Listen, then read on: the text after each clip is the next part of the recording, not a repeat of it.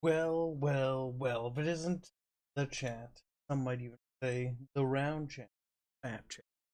Yes, that is correct, chat. It is only you that is the tubular chat. Now, today we'll be discussing things because I don't feel like playing video games because I've spent so much time working, and after this I will be going back to working. But weird.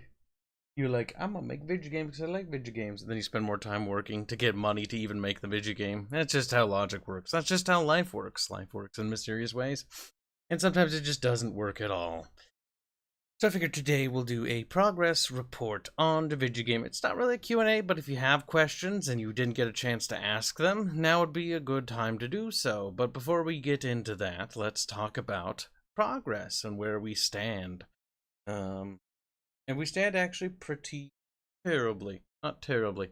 Fiscally speaking, we have guaranteed, I think, another 2 months? Or is it 3 months? I can't remember. Either way, we have more time than we had before the next renewal. This is great because it only allows stress to build yet even further. That's been extenuating the entire... since 2020. This is fantastic. My God, I don't even know what to say about it other than I love it. It's incredible. It's been an amazing experience, and I certainly hope it just continues because I'd rather endure it than not have it. You know what I mean?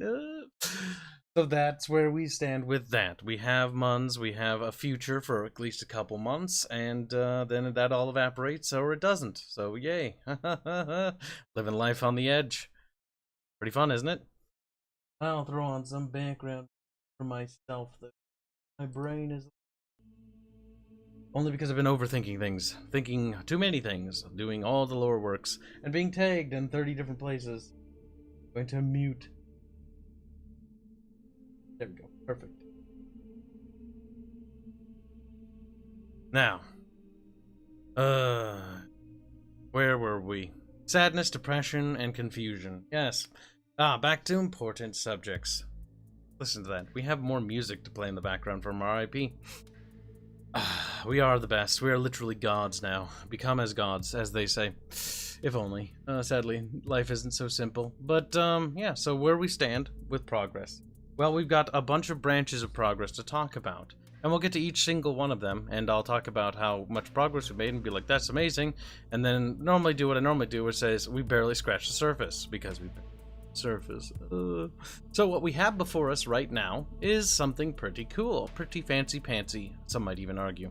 We have a sheet of characters. Some of these characters should look familiar, even be like, oh, it's that character, but they're younger. These characters, or this character lineup here is actually because I've been expanding, see, expanding is a weird way, it's like, it is expanding, but I did all the pre-lore, right, for all this stuff. Like, it's already done, but it's about making it bigger, you know, making it have a lot more deeper meanings, because the characters in the game, in 1022 AE, were very much affected by previous events and stuff like that. So it's time to start building layers upon layers of history, especially with the characters, not just with the nation states, not just with the cultures and the religions. It's now time to build history with character. So that is the goal. So we have young Garadric, got a young Ido, a young Therostocles, who's not fat, he's thin. For those who kind of know Bruff is the approximation of why he got fat, you kind of understand that. We got a younger Noplia, we have a Nidus, we have a Tiano, we have a Corondrius, we have a Syra, a Pulioso, a older Pulioso, the older ones on the left and the younger ones on the right, the Battle of Broken Storms Pulioso, a Daros, and a Taro. Now, we did make some altercations to the Battle of Broken Storms war gear. This is also not the... oh, there. It has Herestius, but it doesn't have their updated armor. Herestius, those guys are more so works in progress. All things are susceptible to change. Blah, blah, blah. You know the usual. Mostly because there's several different things I want to be, you know, more correctly done about them. But we're going to focus in on the characters that take place on the furthest lore point, which is 973 AE, which is like 40, 50 years ago. I don't remember. I can't do math. But, yeah, that was a while ago. Now, the characters involved in that story is Pulioso, Daros, Taro, and Herestius. They are the... well, they're all related to each other. Daros is the father of Taro, Pulioso, and Herestius in that order. And so we're doing their story, and so because it's very important and it needs to be expanded. Just like I had to expand the Battle of Broken, not the Battle of Broken Swords, I had to expand the War of the Father a bit more, because it's like, okay, what tribal movements are happening and how did it all happen? And whose watch should it happen under? Daros is Big Boss. Daros is pretty fucking cool. In fact, he looks cool, just as cool with the eye patch as he does without the eye patch. He's got some pretty battered war gear, but that's because in the sequence of events we get to, Battle of Broken Storms, the lead up to that has been a steady campaign of retreat of the Westfold. So much stuff. Question is, unfortunately, my artists sometimes save things as unknowns, specifically sketches, so it's going to take a while for me to figure out which one's which. We're going to get some crumbs of lore, mostly in the regards to Battle of Broken Storms, or the War of the Five Emperors, which is a civil war period in which there was a succession crisis. If I remember right, the details off the top of my head, I've spent so much time working on Battle of Broken Storms, that it just sort of slipped my mind now. That's basically where the Emperor of the time falls ill or is incapacitated. I think he's dead. He dies prematurely from an accident, if I remember right. The Empress then assumes the throne as regent, as normal. However, the firstborn then claims the throne for themselves, and then there's a kerfuffle where it devolves yet further as every one of the siblings declares themselves de facto emperor. Because there's no dual emperorship in Astria. There's only one. Could only have one.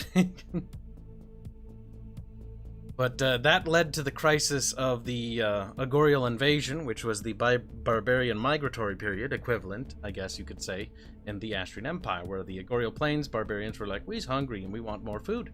And there's fertile and vulnerable lands and wealthy, richy lands to pollute and plunder, because there's an empire tearing itself apart at the seams.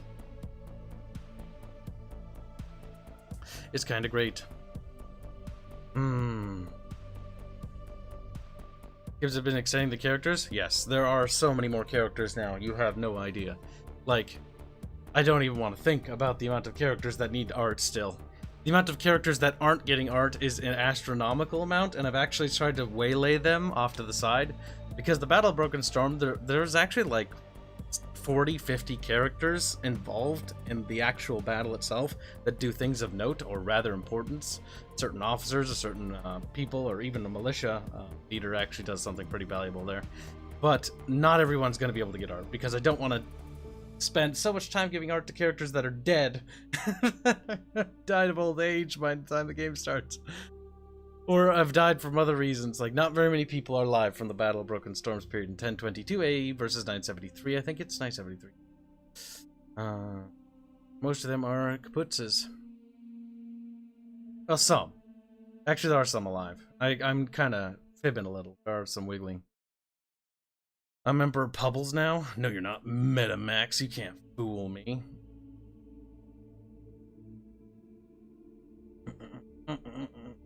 The famous war of insert random word here.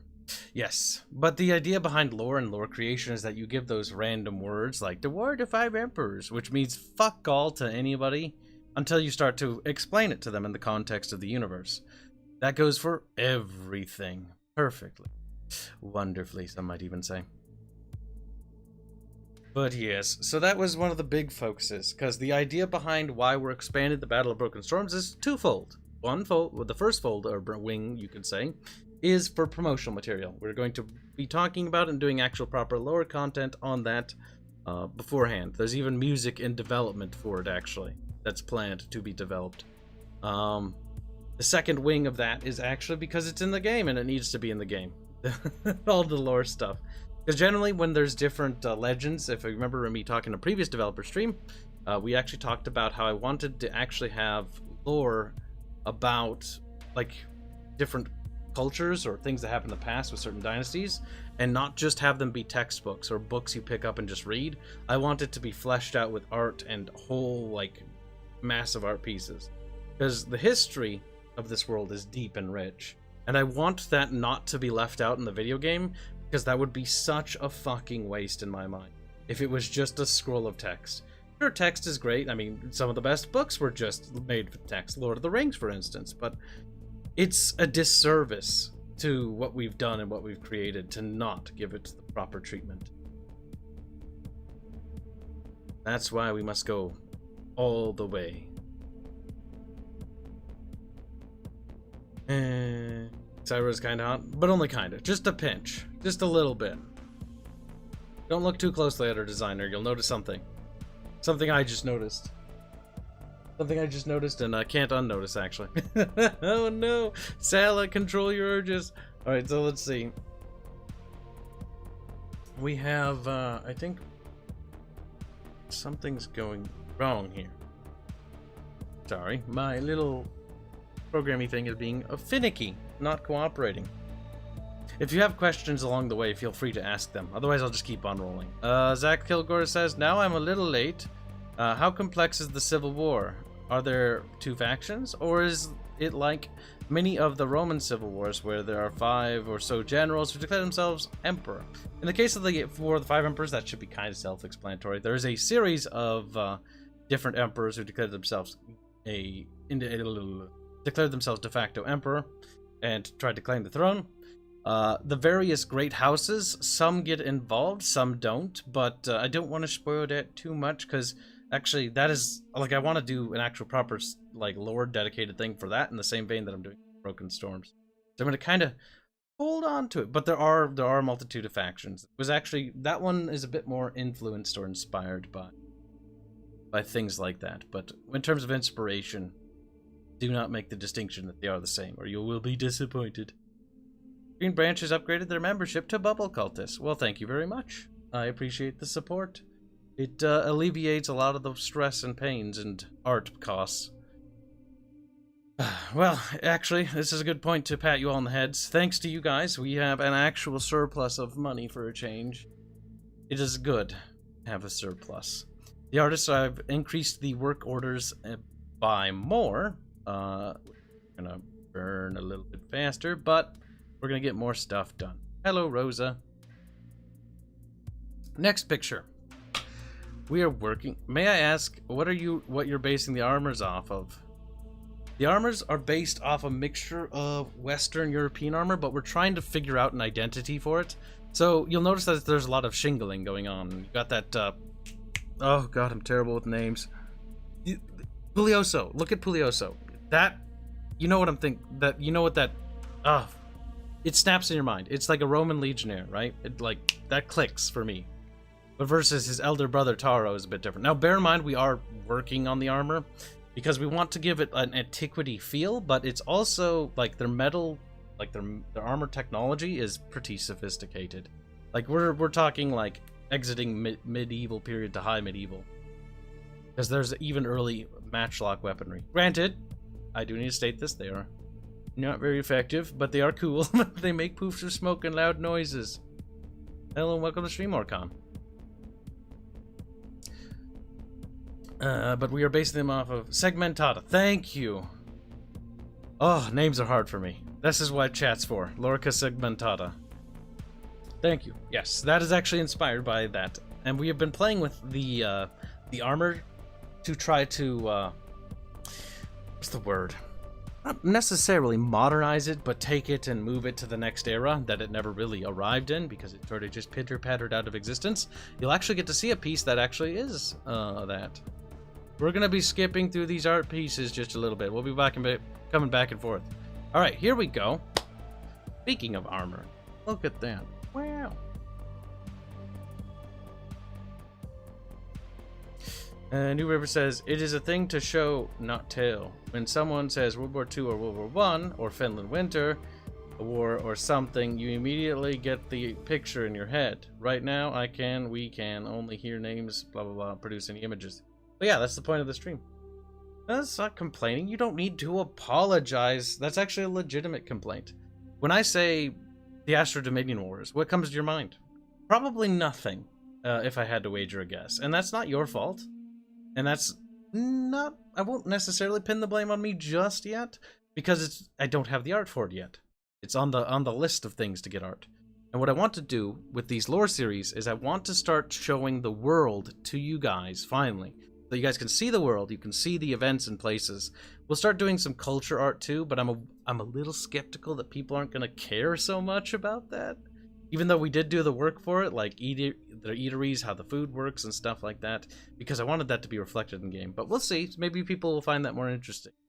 But I'm skeptical, because whenever I bring up that, people just sort of like zone out. Like, I don't care about food, but I'm hungry. What if you want a fried snail? Don't argue. Now, where was I? So, armor. Look at this. Check these bad boys out. These are some new soldiery dues we're working on for the Northern Astrians. If you're familiar with what lore we've said publicly, North Astria is specifically House Toro, or House Tarius, I'm retarded, 2 names, and House Lanium. House Lanium has lane roots, and House Torius has, well, very different roots, but they're very much meshed into the culture by 1020. So, what we do have here is we've got some cool little segmented armor pieces. Wow. So we're trying to come up with the vibe for the feeling for how the heavy troops look. So these are some rough sketches. These are actually sketches for the miniatures that we are working on, which again we're going to give actual proper troops to. So these guys will be made into miniatures when we are committed to the design. I'm not a particularly big fan of the holy mask. It always makes me feel sad. I don't know why. Rose is hungry. I don't think I'm surprised. Damn it. I used to be a fat ass, but I find fictional food to be interesting. Yep, that's true. It's not something I want to delve too deeply into, because I know interest levels may vary on certain cultural things. But if you know me, I love writing culture, and I love writing all sorts of really dumb autistic things that nobody cares about. But at least I feel that way. Like, wow, what did they do? Okay, how is their burial rituals? Like, I've been working on the burial rituals for emperors specifically. Like, how burials work for that, because I find that absolutely fascinating. And I actually really like the Astrian burial ritual, which I want to tell you, but I'm saving it. Because we'll be using it in the Battle of Broken Stars, believe it or not. Because you already know, because that's already past event stuff, because I've already said what happens. Some of you who are well versed will be like, yeah, say it times. Happens to the best of them. Look, pokey stick boys. Most military armies at this period actually use spear. Remember correctly. I spent so much time working on other things that sometimes you just forget the other parts. You're like, ah, shit, gotta double back. World's become too big for Kibs to control anymore. Here's just an example of just when we were coming up with the thematic of the Astrian army for the tabletop stuff, as well as the video game. This is important because Kibs need to cover the screen. Just don't see spoiler-related content by accident, because that could happen.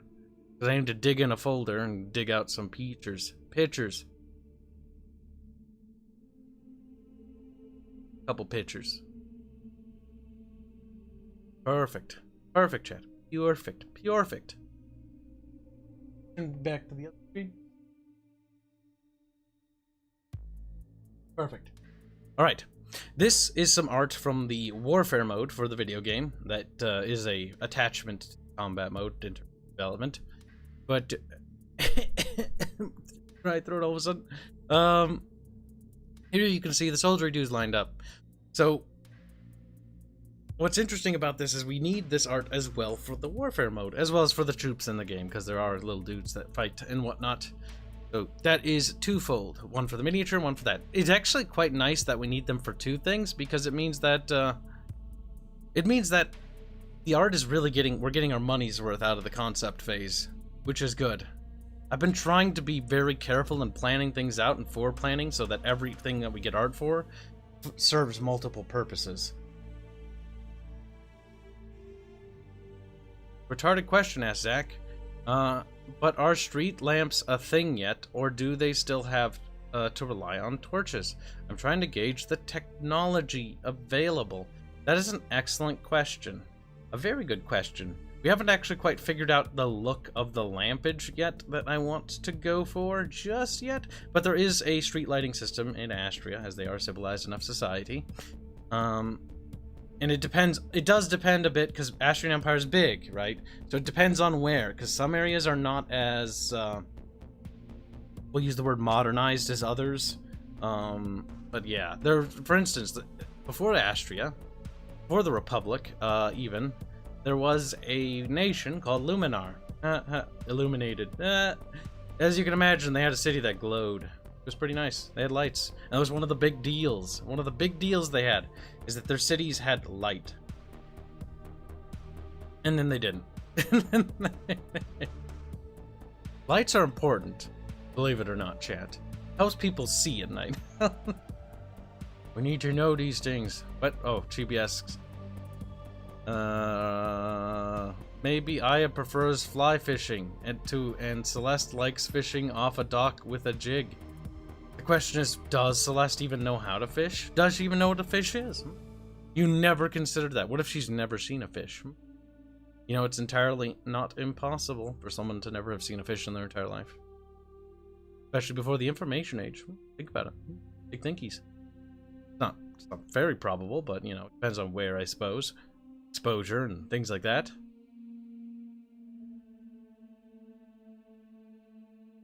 Armed Brit asks a valuable question, says, Kibbles, are you getting your own models molded, or will it be an STL? They will be sold as STLs. We did briefly discuss this before, because pricing is a concern, because I want to make sure they're affordable. I feel like I come off as John Hammond too much from the Jurassic Park stuff. Like, I want everyone to experience my park. It's like, I want everyone to be able to get the little minis. Because the thing is, they have to... Whoops. I forgot to tag people in there. Oh, they're gonna be so mad. Tragedy. They'll get over it, chat. They'll get over it. I swear. Where is it, chat? I was looking for it. Over here, isn't it? Ah, there we go. We will be giving them out as... Or giving them out. We'll be selling the STL files more specifically. The STL files will then be available, and then you can go and print them. We've been contacted by a few people who will handle the printing for the stuff and whatnot, so we'll see. This is Aya's model, her hero model, and progress-wise, not finished just yet, because if I remember right, there's actually a proper holster, but Sala, our lead character artist, is out at a race, so he's at a racetrack racing around, but he'll be coming back tomorrow, so he can address the question, because I'm 90% certain that's supposed to be in a holster, and also... From my little eyes, that looks like the incorrect ignition, but I can't tell. That looks like a flint, and it should be a match. But that might also just be a placeholder, so, you know, it's whatever. Because work in progresses and all that. Yeah, don't worry. That's just a weapon you get later on in the game. Don't worry about it. Just like, what? Disclose that. Chat's like, now confused. In before chat doesn't realize I do that intentionally. Would this be a Steam once completed? Would this be on Steam? Oh, the game. Yeah, the video, definitely. Don't worry about it, Baffios. Baffinator is our 3D miniature man. I'm actually pretty confident that this actually error is on the last concept art we did. The art you have to work with might actually be just not the correct art. Because everything about Aya is correct. And let's see, I actually have it up. Except... Yeah, this is the most up-to-date thing with Aya. Which Sala made for Baffios, I think. Because there you can kind of see it, but it's not quite pronounced. Also, the matchlock pistol in itself, its art needed to be updated. It needed to be updated because it wasn't quite finished. Isn't Sala Tiny Jockey? Tiny Jockey? I don't know. He was out at a race. He was racing. That's all I know. Leave me alone. But yeah. That's where we were thinking of putting her sidearm. Because she can actually use her little bonky stick to mock people with. So it's not going to be hyper effective, so don't be too surprised. Or maybe it will be, I'm not quite sure. I have some ideas for the class builds that you could turn her into like a melee, but the problem is like, just look at her. She doesn't look very protected. In fact, she looks very squishy. Which is not good. Big old Ditto. Secret for the caliber. Looks amazing, Kibs. Thank you. But, definitely, it's thanks to, Joe, Indio, and, Sala, Carlos, and and Reben, and, God, names are evading me. Baffios, but there's another person whose name just slipped out of my mind. He's definitely a sniper Reno. Typical baffinator. Typical snipper boy. Snipper pipper. Where were we looking at? There's a promotional picture of Celeste. There's the Imperial flag that's taken us thousands of years to make, it feels like. Figuring out what the flag looks like has been the most difficult thing for me, honestly. Let's talk about that. I very much, like, we've done several dozen flags, and I'm like, these are awesome. And they are awesome. But I'm like, it's not perfect, though. It's not exactly what it needs to be. We're close, though, with coming up with the Imperial flag, because flags are important. Different banners, sigils, and crests.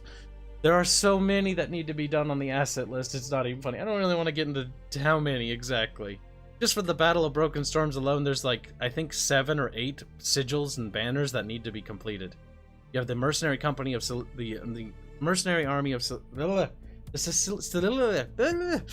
names are hard. Silesian. The Silesian Mercenary Army that shows up at the Battle of Broken Storms. You've got the House Taurus Legion that shows up. You've got the Esteclesian Pikes that show up from the south. You've got the Celestial Templars that arrive from Helios. You've got the Rakiri, the Neneri, and then the Nephiric, and I think the Nori are all there as well. I think that's all of them. Their war banners as well. Good. Yeah, the triple-headed owl. The house crest for the House Vala is an owl, but the Imperial flag uses the triple-headed owl, which is a pretty cool bird. It's got the big eyes.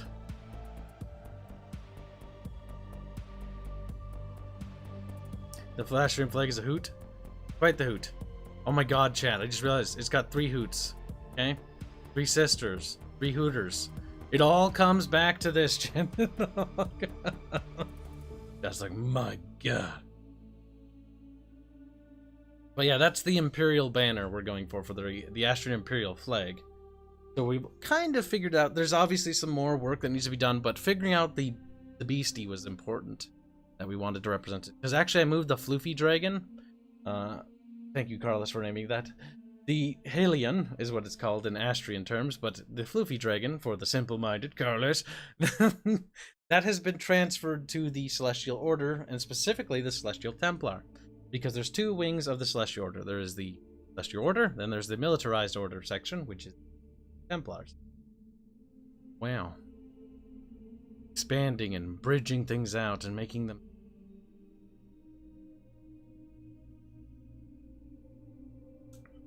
The Astrian flag is a hoot. That one hurts me. My spine. It's weakening.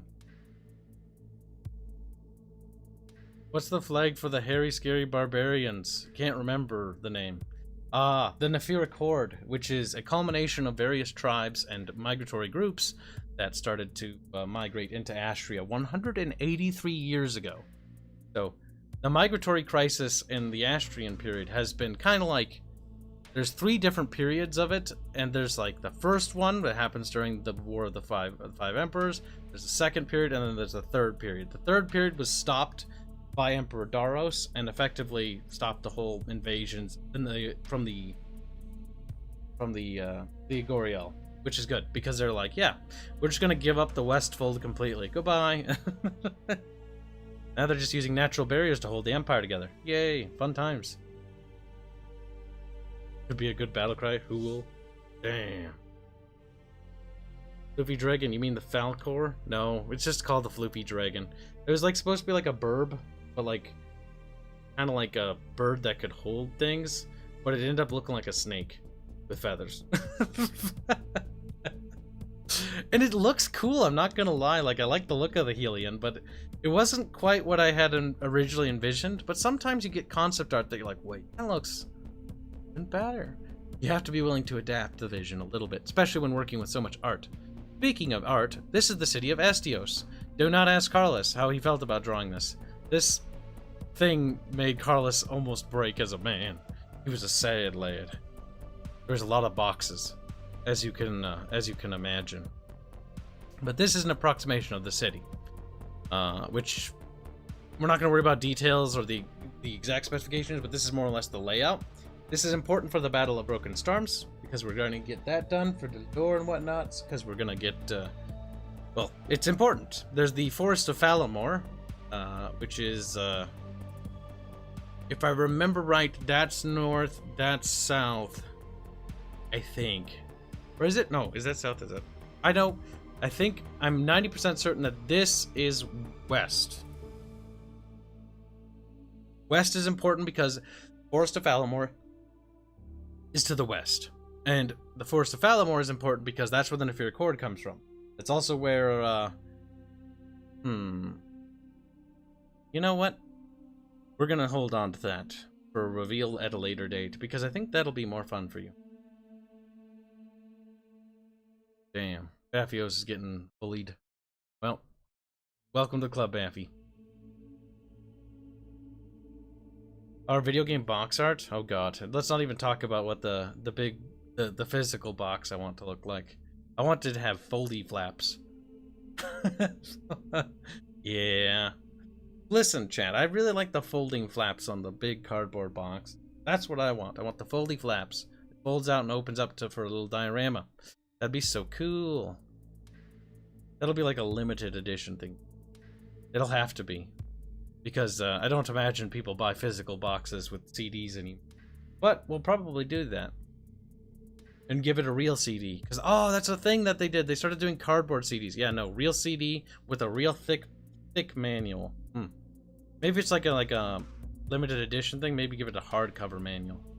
You know, because that would make the price go up quite a bit, though. Oh, yeah. Then affordability drops. You have to juggle these things.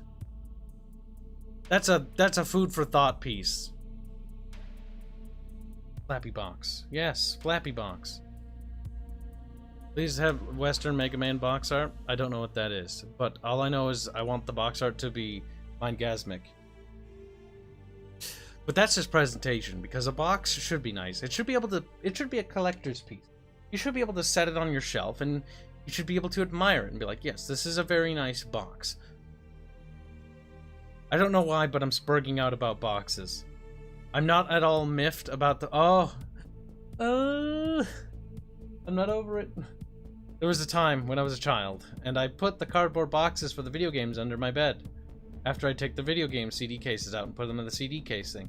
But I collected all the boxes. My parents threw those boxes away. It was very... I was very upset over it. It was very... Oh god, the Dawn of War box had the cool flappy bits. Oh, it's gone. Oh.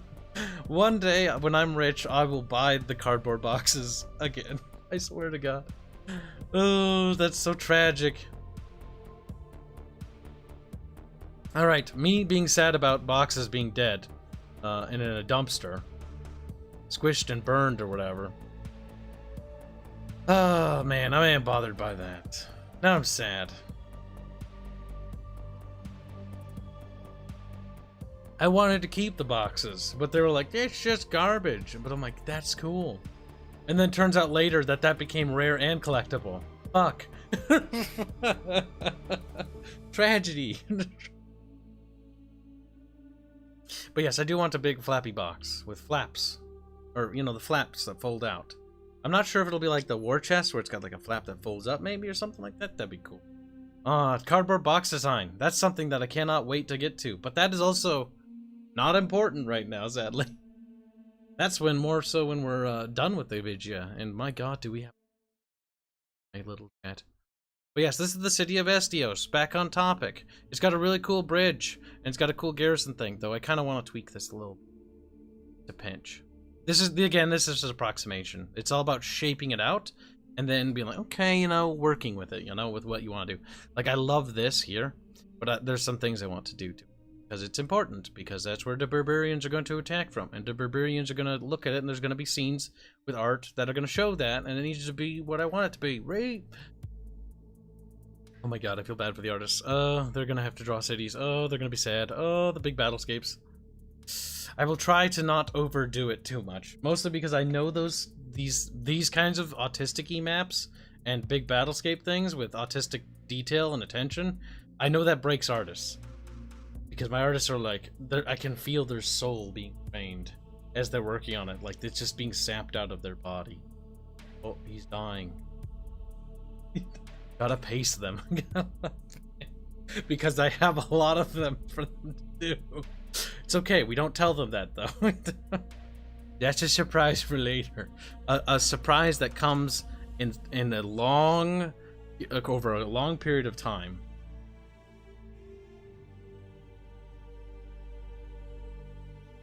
But I do like the look of the city. By the way, development-wise, the city is actually, if you notice closely, it's actually constructed in 3 dimensions.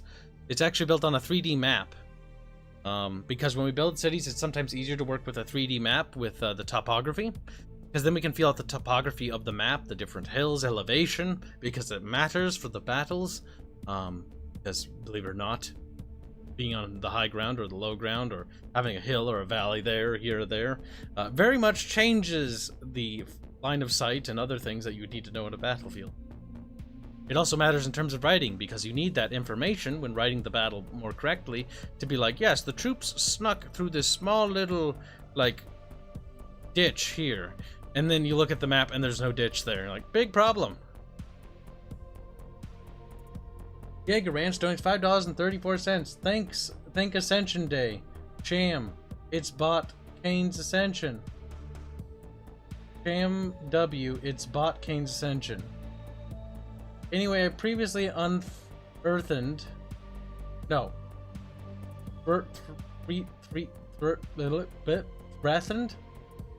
with Finnish culinary pie crust. Enough mommy to fill up. I'm having a hard time today. It up. Oh my god, chat. Put in oven until crust is good. Then thin chocolate covering and offer the non-Finnish coworkers for fun. You're Finnish. That explains so much. But I do understand what you said there. And I'll read it one more time now that I got it. Thank Ascension Day. Sham is okay, you know what, we're skipping that sentence. Anyway, wait, no, go back to it. Shame I bought Kane's Ascension? No. Shame it's bought Kane's Ascension. It's about Kane's Ascension? Thank Ascension Day. Shame it's about Kane's Ascension. Ew. What does that mean? What does that mean? Type it again, but at me and at the Bickering Bunch. I get the rest of it. It's a cake recipe, but what's the first bit? Like, Kane Ascension, the first thing that went in my mind is, like, Kane's Wrath. Command and Conquer. This is difficult. What is the produce of the farmlands? Potatoes. Like, Kibs, are they all potatoes? Yes. Shows him next country. He's like, what's the produce here? Potatoes. It's like, Kibs, you do know there's a huge, important part in history where potatoes weren't actually very popular, and it wasn't till later because some army was like, hey, if we plant on potatoes, armies can march over the fields, herp, derp, derp. Like, shut up. Everything's potatoes. Now sex bots allowed. Find girl even in the shithole. Dude, that's just weird. I don't want to find her even in the shithole. Get out of here.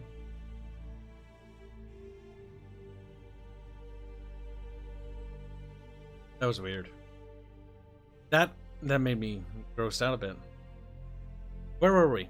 Yes, look at it. Building and boxes. Yes, Carlos likes to draw boxes. If you ever want to commission Carlos, just ask for boxes. Lots of little tiny boxes. But not all in a perfect line. Otherwise, he can Control-C, Control-V it.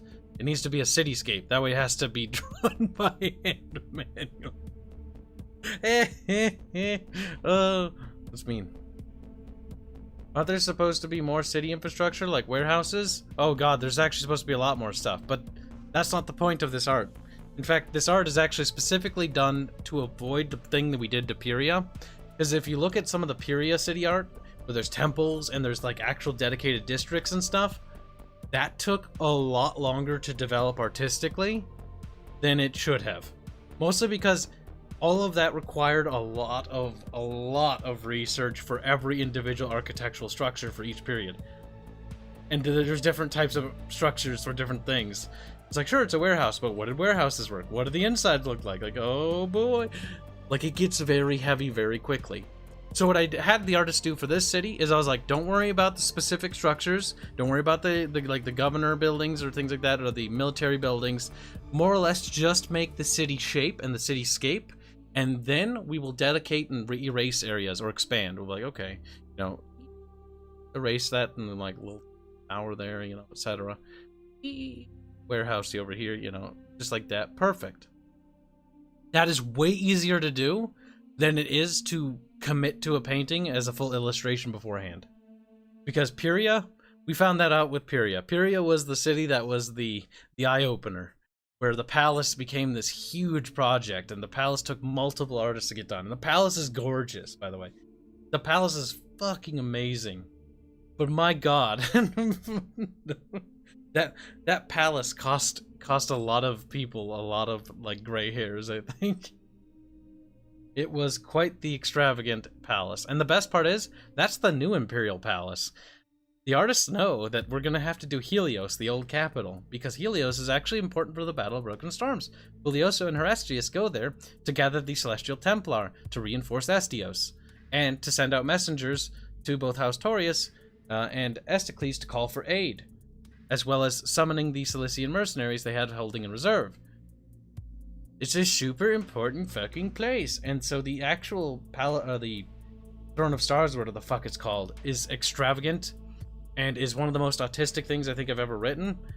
So I'm a little worried that the artists are gonna probably die. But it's okay. At least it'll get done. Yeah, I don't want to know how much Pyria cost me in terms of money. Okay, the city of Pyria can go straight to hell. I didn't want to know what Helios is going to cost me. This wasn't so bad because we haven't really done too much with it. This is actually fairly simple. Until we start expanding it. It's going to get worse though. Oh. I do like the bridges though. We ended up going for the taller bridges because I wanted to exemplify imperial power of Astria.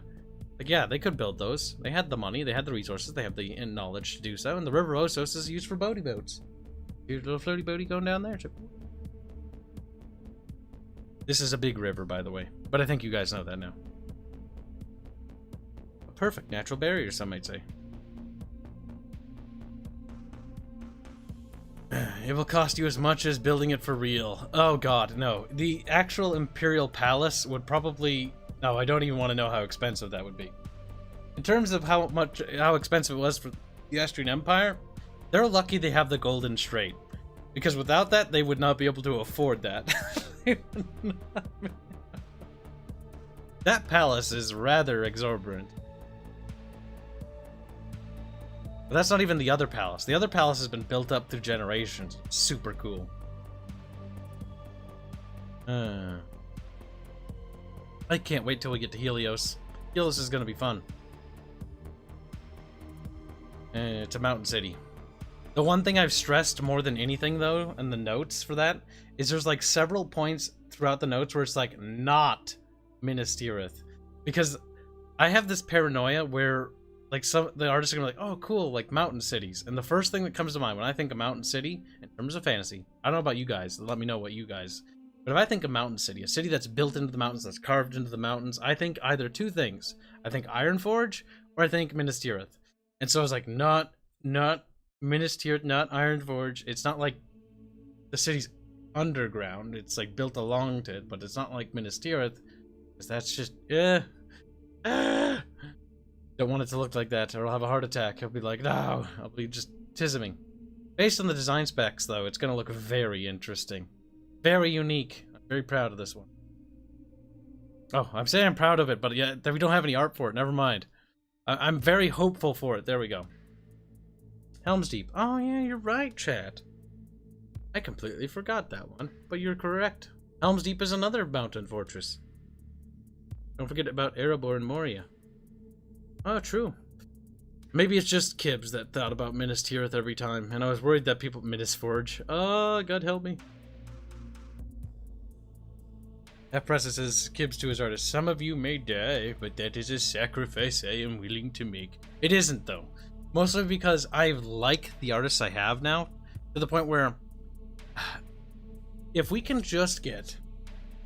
Like, if we could just get the YouTube channel, or, like, if the job thing can stabilize, if that would just happen, we could get enough revenue. I want these artists to be my artists, if that makes sense. Like, what's the word? When I build working relationships with people, I generally am like, I want this person, it's like a mom and pop shop level. It's like, it's family, basically. Like, corporations, like big soulless corporations aren't families, but Battle Damage Studios, to me, is a family. But that's because the atmosphere we've cultivated. No, send dick pics to girls with us. No, let's not. That's the kind of atmosphere we've cultivated, not the dick pic one. Sorry to phone typing while drunk. Isn't easy. I meant shame, it isn't. But Kane came from Command and Conquer. Peace through power. Ah, no problem, Jaeger Rants. Enjoy your alcohol, my buddy. Also, remember, when you join the Discord server, to obey the mods. Obey the mods, follow the rules. Obey the mods, follow the rules. Don't fight back, don't be nippy, don't be snippy. Just chill. You relax. Not saying it for any particular reason. Just gonna leave it at that. Attempt to capture the Eastern Bridge, but why? North. I think north. This map is orientated weirdly. This should be north, that should be south, I think. This is east, right? No, yes. So Helios would be back here, which is weird because maps are normally traditionally flipped. That's west. That is... Oh my god. Is it Calimore? I forget what the name of the forest is called. Fuck. Fallamore. Fallamore Forest.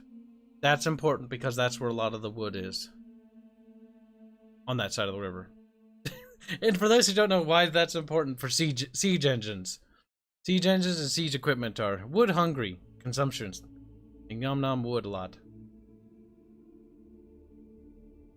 Any art of the Astrian Navy or Cavalry? The Cavalry not yet. The first Cavalry I want to get done, that will be done for the Battle of Broken Storms, is going to be the Celestial Templar, which is a very special unit.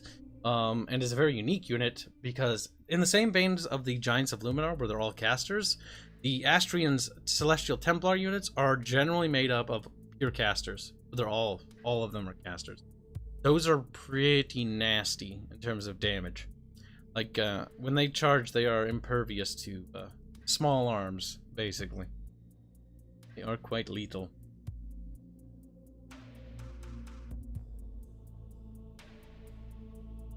Owie. But no art there yet. We do have some Neferic Horseman art, but I don't remember where that is, and that was done early on when we were shaping out the Neferic Horde. Which we will actually be getting more Neferic art actually very soon. I just need to double down on the Astrian's perspective. For now, the Neferic and the artwork will be stick figures. Until we get them down. Because as you can see, we've got the characters. These are the characters for War of the Father, which is the event that happens afterwards. That is important as well, because that is when the Nidus and Chondrius fight a war against their father, and they overthrow him. Their father is Pulioso, by the way. That is a big thing, because the War of the Father is I think that's it's either the third or second time in Astria's history where Valens have actually fought each other. It's not super common where their bloodline actually fights each other. It's actually pretty rare when it happens. And generally, every time it's happened historically, it's normally led to bad things. AKA the War of the Five Emperors, when they could have easily defeated the barbarians, but they were being retarded, and they ended up losing so much land that they had secession crisis all over the place. Point where the Astrian Empire became a bunch of little tiny islands and about the size of Western Europe, and that's about a bit as big as it is.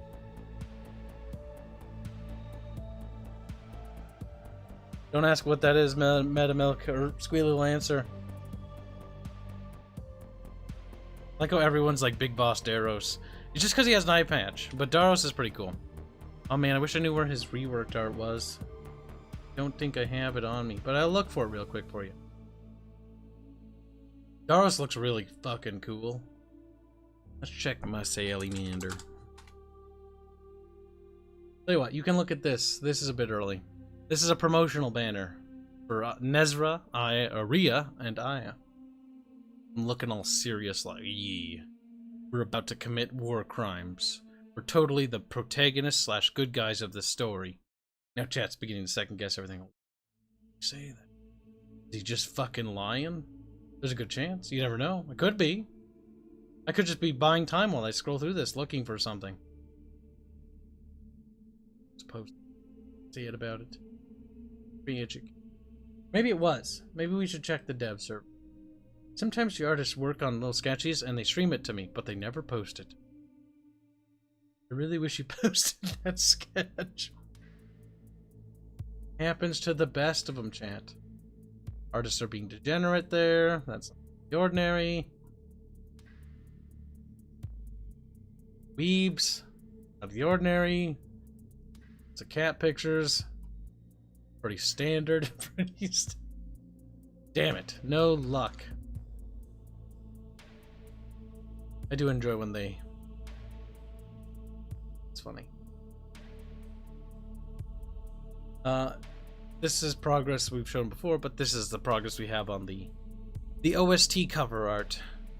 Very good piece coming from Sho. Sho is very good at what she does. That's our new Vietnamese artist.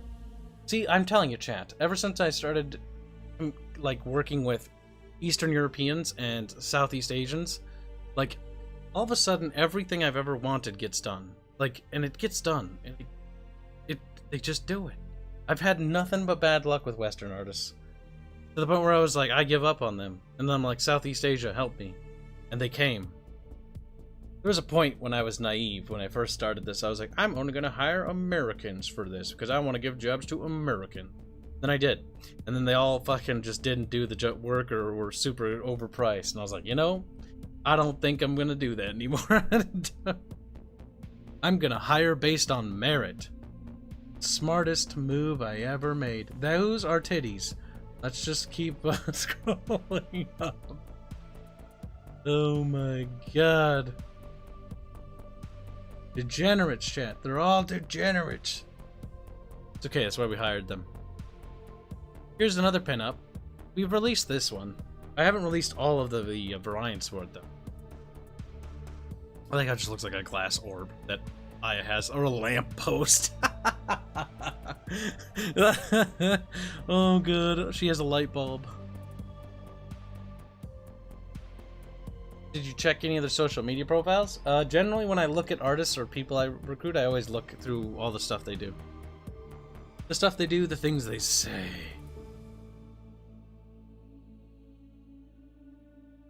Use packs of crackers? Damn. AR donates 1,000 clips. There's a lot of CLPs. Say, hi, Kibs. Kudos for your passion project. Thank you very much. Your donation will be useful, as I'll stuff it straight into the development. It'll alleviate some of the burden. Chat should consider cooking. Now, where were we? We were discussing many things, as there are too many things. Our project is huge. It's so massive that it's... that distracted me from it. It's so massive that I feel like I'm coming apart at the seams a little bit. Let's see. Yes, the Astrian Imperial banner. Celeste being edgy. Loser. No, kid. Wow. I feel bad now. There's a picture of Aya. There's a picture of Aya again. Back. Front. Back again. Pretty neato Cheeto burrito.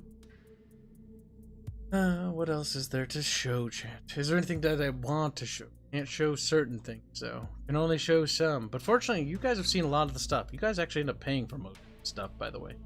Well, actually most. Half. You guys pay for half of it, technically. There was the original top-down view when we were looking at it. Merit Murica. We've got a traitor, I see. It's true, Dastardly Dutchman. You do.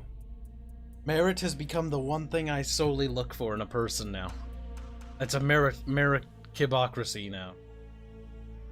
Their ideologies are not important unless they interfere with working together. Which that has happened to some people sometimes.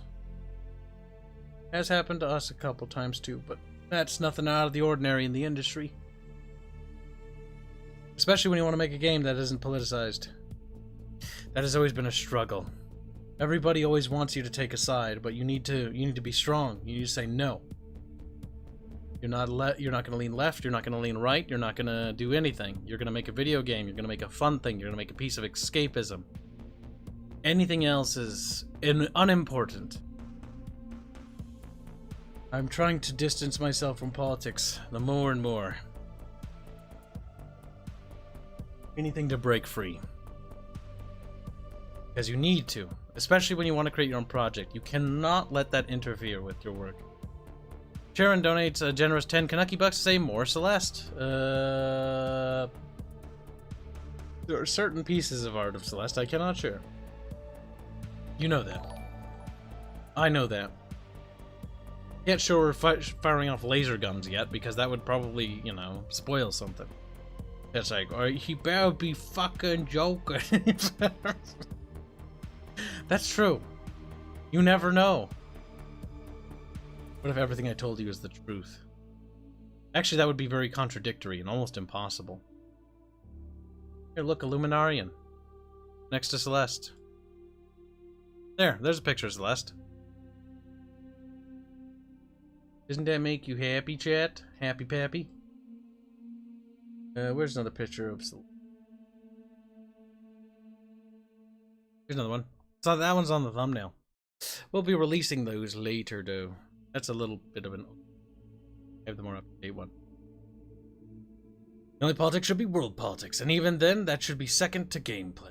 That is true. In terms of video game, right? Which we haven't talked to. We mostly talked about lore today. The lore and all the writing and stuff is important for the world building, and universe and canon-wise, that will remain canon. But it always takes precedence as video gameplay.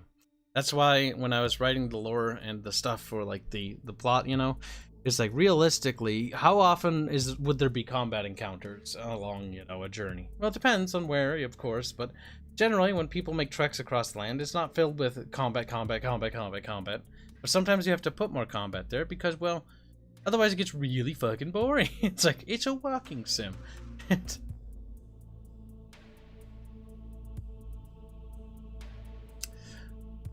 One of them was decapitated.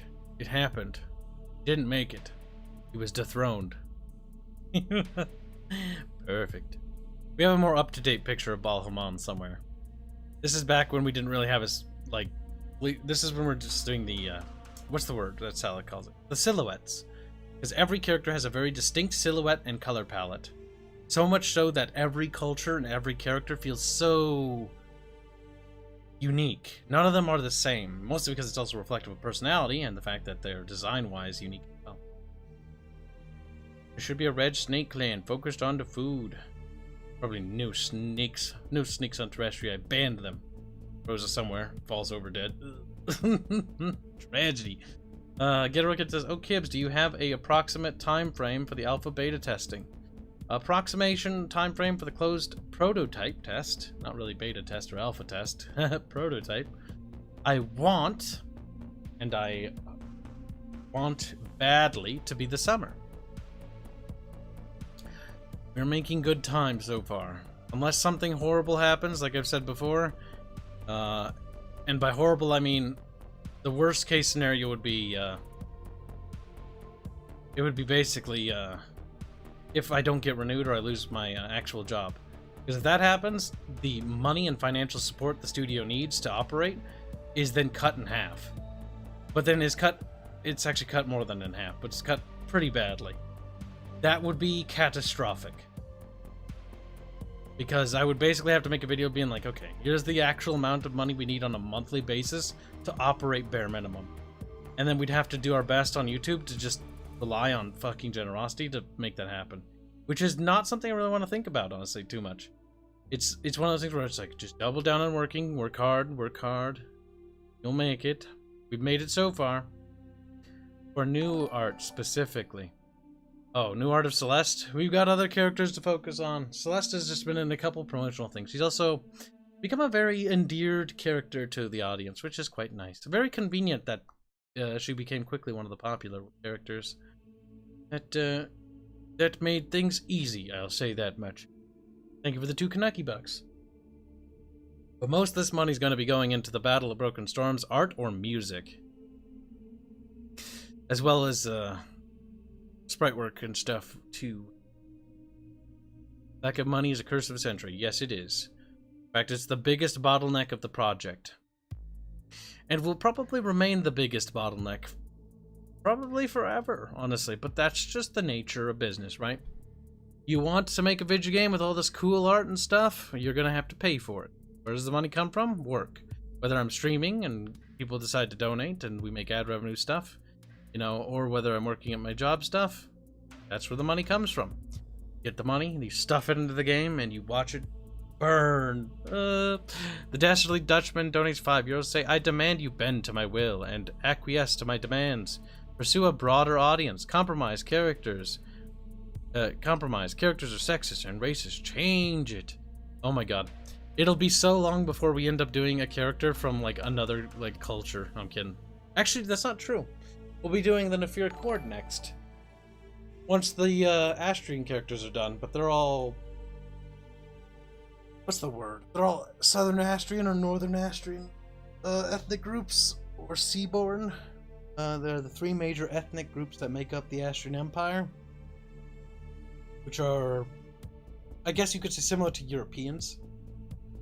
The Nefir Chord is more of a steppe tribe, so they're more... I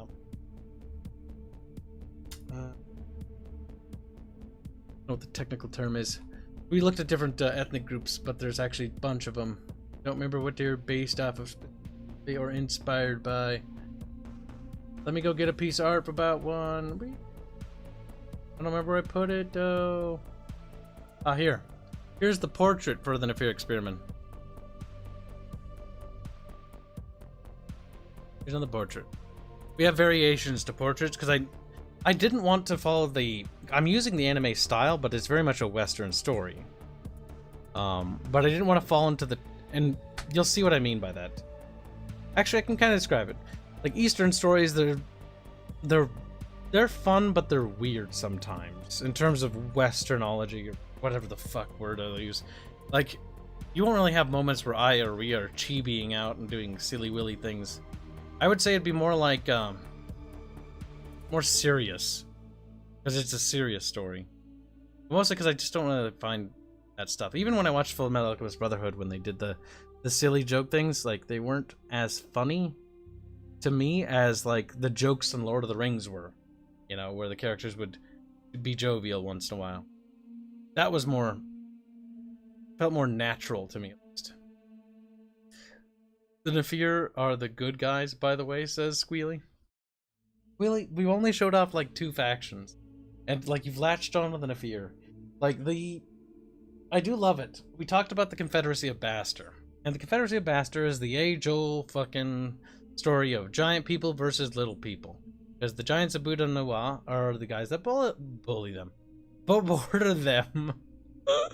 And so they're big, they're relatively difficult to fight, and stabbing them with swords and stuff isn't very effective, so they've taken to adopting a policy of putting cannons on the back of wagons and just riding them around and skirmishing and kiting. Very mobile. That, and coupled by the fact I told them they're, like, similar to Texas, because I was like, hey, look, they look kind of like Texas in terms of their shape. Made them a very endearing faction very quickly to many people. So much so that, they went from being like this obscure blob on the map to having people to go like, oh, what about this thing? I got to talk about the counties and all that stuff. But that doubles back to what New River said earlier in the stream.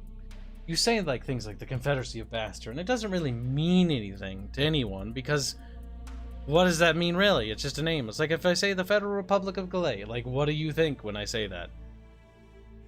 I'd wager a fair bit of you are like, I don't know. Like, the abbreviation is FRG, like frog, are they French? Like, shrug. And the answer is no. The FRG is made up of colonists from Cardovia, Astria, Novaria, and some other places, but mostly just those ones, mostly. And those particular ethnic groups settled there. They were a colony of the Dominion, then a colony of the Astrians, then they broke away. And then they were like, we're all gonna be like little dukes and stuff. They have an archduke, and it's basically a giant clusterfuck of internal conflict, border struggles, and all sorts of other things. When I think of it, I think of the 13 colonies, except there's dukes, and I also think of the HRE. Personally. Mostly because it's just a bureaucratic nightmare. But that's besides the point. But that's what spawned the Confederacy of Bastard, because when they originally seceded, people were like, yay, we're gonna have, you know, right to self-determination, and then the nobles took over. And the nobles were pieces of shit. People. And there were just wars again, so the wars they left for just ended up spreading over to the New World. Well, Avagaria is not really a new world, by the way, because they've had contact with Avagaria for a long time. But, then they just sort of migrated further in. And the Avagarians themselves, native peoples, they're on the equivalents of, like, Germanic tribes of the migratory period tech level. So you don't really have, like, what do you call it, Indians walking around with no armor, and that massive technological disparity between the two. There is a technological disparity, make no mistake, but the gap isn't, what's the word, laughable in terms of technology, where it's like, this dude has a bow, this dude has, you know, a friggin' flintlock, like, gun, to the point where we had, like, carbines and stuff by the end of it, and lever actions and shit. And choo-choos. What about the Italian city-states? So how Terrestria works in terms of writing and its lore and its nation-states, they aren't really written based on, like, being Italian or being, like, Romanian. It's more so cultures that need to fit together, that need to mesh well together because of their environment. So when I look at history, I generally look at, like, okay, like, why did the Lombards, you know, what made the Lombards Lombards, and why were they Lombards? And then how did them being Lombards affect the people around them? Because there's cultural friction. Things bump up against each other, and they rub against each other, and they make friction. And how did that play in a role there? Because you couldn't have a situation develop where you have, what's the word? You have the Cherokee tribe right next to the Roman Empire, in the sense that it just wouldn't really work. Though you kind of did, but no, the Cherokee tribe's actually, no, because the Scythians were actually far more advanced. That's true. That's true. You can't really make the comparison there. It's a silly willy thing to do. Fucking Burgundians. You don't like the Burgundians? Look at his little hat. It's got a little spiky bit on it. What else do we have? We have many things. Lancer chariots. The Federal Republic of whatever you said. What else would I think? Oh, I do like that response. That made me happy. We've got 6 bits from Get a Real Cut that says, up to my support to you guys on Subscribestar. Hopefully an extra hour of work from someone somewhere. Every bit. Help. Yuck, yuck, yuck. I mean, you're not wrong. But make sure, Get a Real Cut, that you send me the receipts and stuff, because I do want to honor things that you guys have given me. Especially when we get to the later stages. And that's a reminder for everyone who has donated. I do have a receipt from somebody, actually. Let me take care of that now. That person. That's their name.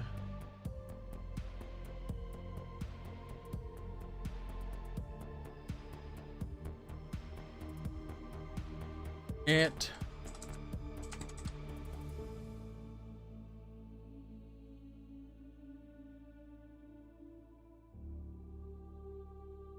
There we go. Let me know if you missed one or two. Updated. Hello, Obsidian, also known as Secrios. I'm sorry, kids, but lever action repeaters and revolver rifles is a very laughable tech gap compared to single-shot matchlocks. Slutconus, what are you talking about? Slutconus is like, Slutconus doesn't know, but Slutconus will Slutconus. Slutconus is right, Kibs. That's not really what I was talking about, but if the point goes over your head, we can walk it back for you, you little toddler. Now give me your little hands, and we'll walk you through it again. So, Something about tech level gaps and things not really being something that would bump up against each other too. There. I already forgot what it was. In fact, I can't remember. We're gonna move on. Lord of Opossums during 2006. Can we romance people in the game? For the sake of saying probably not. Maybe, I don't know. That's not something that's on my list of concerns or cares right now. That's like a minor thing. There are so many bigger, more important things to worry about. Can I have a harem? Probably not. Considering the Astrians' viewership on monogamy versus polygamy or stuff like that, they're a monogamous culture. They couple. Now, if you go to the Nefaric Horde, there are certain hordes that actually are polyamorous, and they generally are male-dominated. If I remember correctly, all of them. If I remember correctly, the entire of the Nefaric Horde, including all the hordes subsidiaries, are male-dominant. That also boils down to the religion, and that's to deal with the male and father spirits, or the mother and father spirits, and the great taming of the elements. Even to their shaman caste is dictated, though Waymanses and shaman are a step above regular Waymanses in their society. Can I have a bed slave? Asked Poskums. The Astrians do not practice slavery anymore. No. They did, though, back in the old day. Monogamous, what a shame. Oh my god, get it. Get it, you cunt. Get it.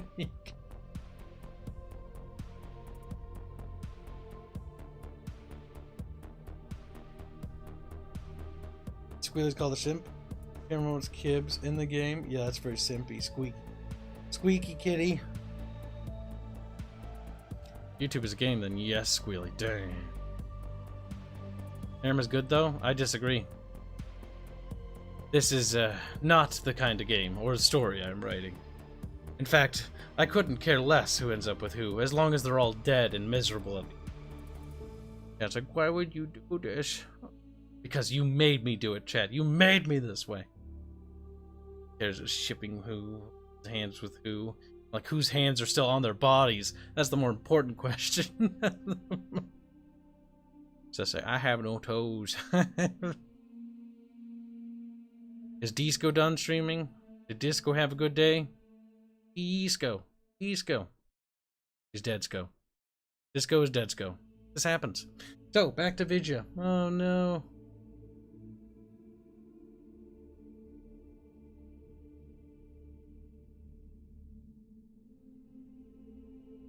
I don't know. What? You reckon there's a bit to say, what if we ship Fairman and Hanse? Well, we can kill both. Why did you shoot them? Just trying to live their life. Well, now they're not. They're dead. Now, back to game. So, there's been lots of progress, as we've talked about, both with music. The music you're listening to right now is actually music that was made for the IP, not necessarily the game. I'm going to emphasize that because it's good music, but it's very chill. It's atmospheric, but not really the correct period. But it's still good. Look. Side boob. Got him. You need to take some hits from J.R.R. Martin. Oh, no.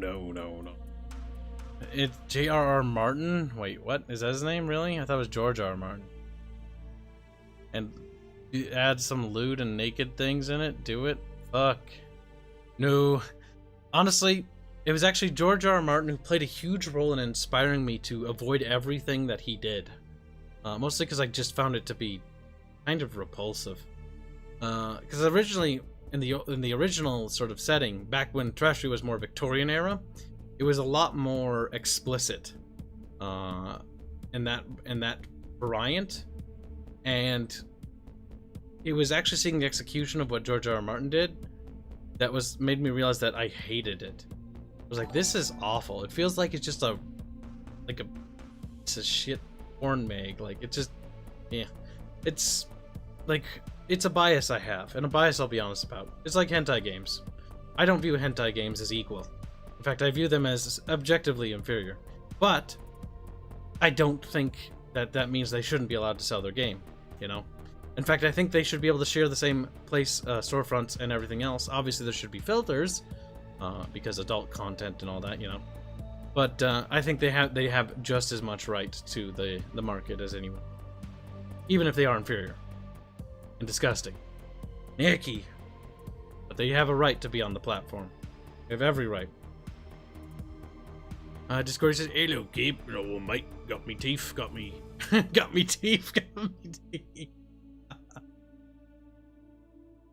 You just a governor. Game of Thrones was extremely edgy. That's kind of what I thought, and that's kind of what I didn't like. The kind of edgy though that, because I went hardcore like Tolkienism, where I was like I went backwards after that, and it was actually what was it? It was actually the Rome TV show that made me go like, okay, no, you can do it, and it's not cringe, because the Rome TV show. Well, some of the sex scenes were a bit much, in my opinion, where it's like, okay, right, I get it. Like, it kind of just bangs it a bit. Feels like it just becomes blech.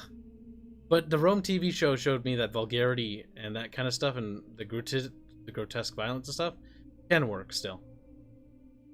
But Rome is a far better TV show than Game of Thrones, in my opinion. Nothing wrong with some raunchy stuff here and there, but his way about it is just tacky. It came across as tacky. It's a personal bias. Some people I know really like his work, and that's good for them, but personally, I just don't care for it. Will you allow the existence of lewd mods for the game? You're gonna hammer them. I don't care. If people want to mod it, that's fine. In fact, I hope they do. But I don't know if people will. Modding this game is going to be tricksy, even if we make the tools for it, and I plan to make the tools for it, or have Tyler. Plan for Tyler to do it mostly. Not the programmer. That's funny. But we do intend to. We've talked about this several times. But the issue with modding a game like this is you got to do a lot of sprite work. Granted, you could import sprites. You could make your own sprites import. Based on the specifications we have for the world editor, importing assets into the world editor should be possible at this current date. God damn it, a pox on HBO for fucking up Rome. Yes, the Rome TV show is one of my favorite TV shows of all time. I'm actually pretty sad about it only having like 2 seasons. It was awesome. But the thing is, if people want to make lewds and stuff like that, people want to mod that, I've got nothing against that. In fact, I'm actually grateful. Because that means that they care enough that they'd actually want to mod the game. That's awesome. That's a compliment. I will see it as such. Just like when we get Rule 34 of our characters, that's a compliment. What?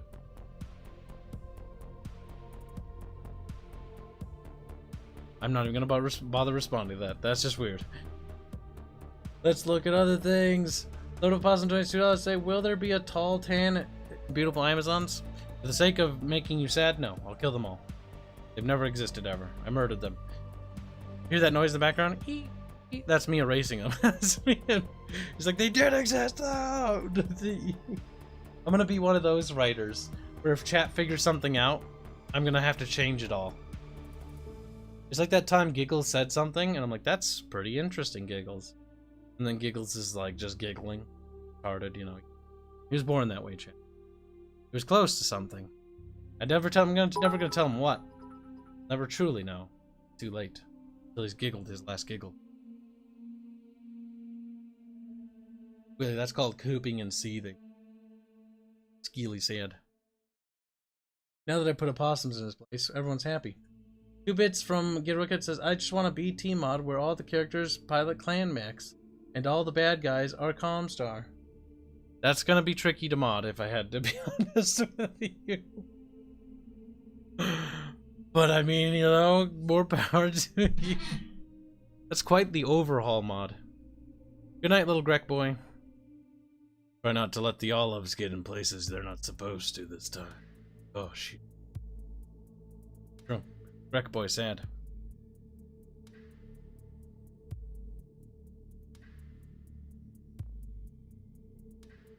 brute force to make Kibs. If somebody actually calls something in the game, I'm not gonna rewrite it because that'd be moronic. Like, even if we do the closed testing and somebody calls like the ending or something, or one of the endings I should say, I'll be like, okay, that's pretty cool. That's an interesting theory. I mean, I'll do what I do to every time anybody guesses anything. I'll be vague. I'll be what's the word? You know, elusive, I guess, and I'll be like, oh, interesting perspective, or maybe even challenge their perspective with a hole, because generally when I write things, I write so that there aren't plot holes. I try to, as we all do, but sometimes people reach conclusions and theories before they've covered certain holes that naturally be there, but you know, details. Who's your favorite character in Rome? Titus. Because Titus understood. He was a good man. He's like, that is not what I expected.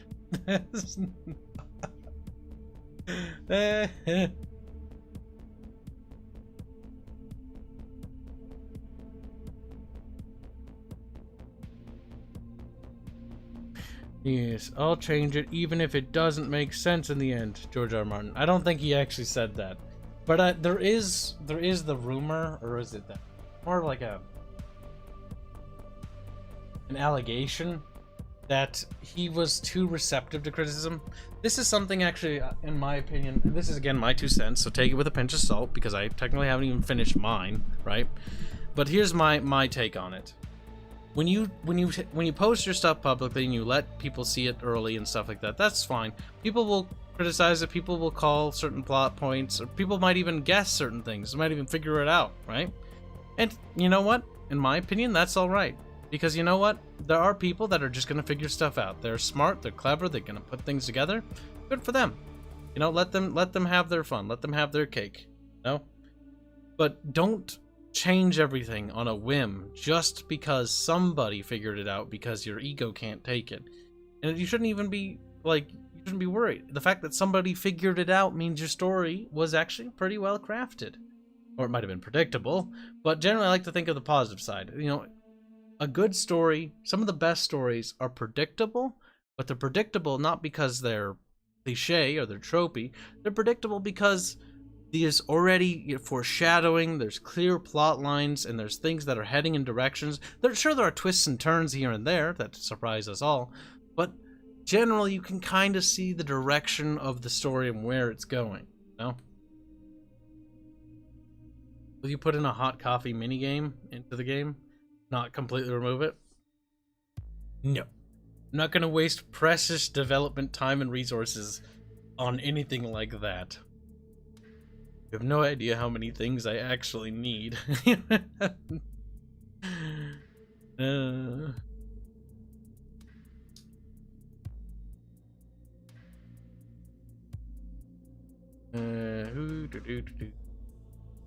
have to, otherwise people will run their mouth. True.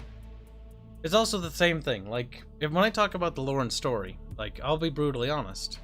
There's very little chat can say that'll actually change what I'm going to do with the story. Generally. And this boils down to the fact that I already know what I want to make. I don't really need to ask you guys what I want to make, because I know what I want. But the thing is, you also need to be receptive to a degree, because there might be certain things that are wrong. For instance, like, let's just say Aya's gun wasn't on her body. Well, then where would it be? Oh. God, I need a drink. Hacking minigame, we're working on that. It's on the list. He's like, what, hacking? Looks at the time period, like, brains, like, veins bulging. I don't understand. You'll all see, chat. In before we made the biggest IP ever made, in terms of depth. I probably will not live to complete this, but I will live long enough to complete the main story, at least, I hope. Kib, there has to be a fishing minigame. Yeah, it's on the list. What kind of loot box system will you have? None. Ah ha ha ha. When you kill dudes, after the battle, you get items, maybe. I'm not sure how I want it to work. Mostly because I always dislike the idea of, like, you kill a dude, he falls over dead, and then you put on his breastplate, which he was clearly a different size than you. You're like, yes, this works quite nicely. It's like, that doesn't really make sense. Like, sure, there are general broad, you know, things that would be able to be equipped on certain soldiers or something like that, but it's not something that would be like, it's not a perfect fit. There's obviously better stuff for that.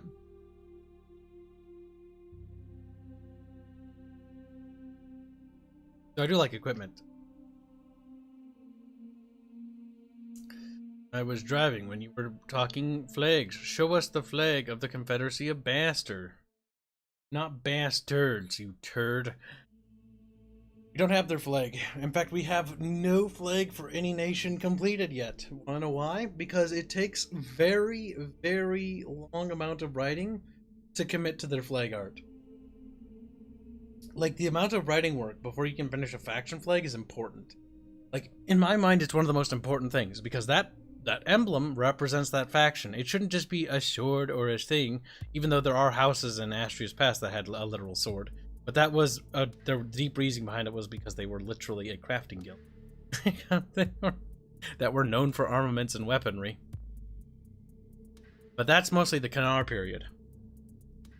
Those house sigils were actually fair. Well, some of them were simple on the surface. Then you had the Valen house, which was, or the Valen family. They weren't houses back then, families. So what about the Wolfenstein system when you can wear 30+ helmets? Stacking them. Probably not.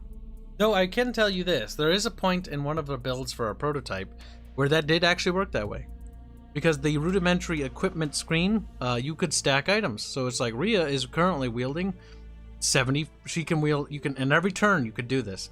Every turn you could equip every weapon type. So she was wielding every single weapon type we had. So like a spear, a sword, a short sword, a two-handed sword, a halberd, a falx, you know, all these things. And you could just keep stacking them every turn. So she was wearing more things. She had like 80 helmets, 80 swords. Granted, mechanically, those didn't do anything at that point, though. Those weren't like modifiers to stats or anything. But you could just keep stacking items because the game's code didn't know how to stop putting items on. Like, it was told not to allow multiple items being equipped a turn. It was not told that you couldn't do it again the next turn. Rhea wore a lot of things. Some might even say too many things. Every armor type, every weapon type. That times 11, times 20, times 30. Could be infinite, actually.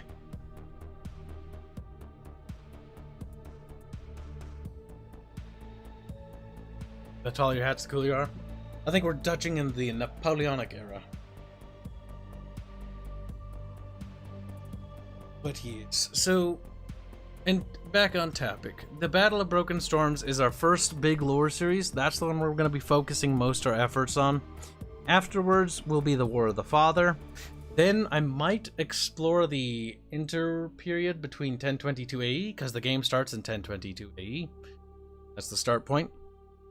And start building up lore for that, or I might end up doing more lore for different background areas. Mostly because as we, wait for code and programming things, we have to keep working on stuff, because there's always no shortage of stuff to work on. Is there an armoire of invincibility? Probably not. I don't think so. Fairly certain there isn't. Unless I've forgotten something. Any green hats? There were attempts to make green hats. I have thwarted them in the name of God.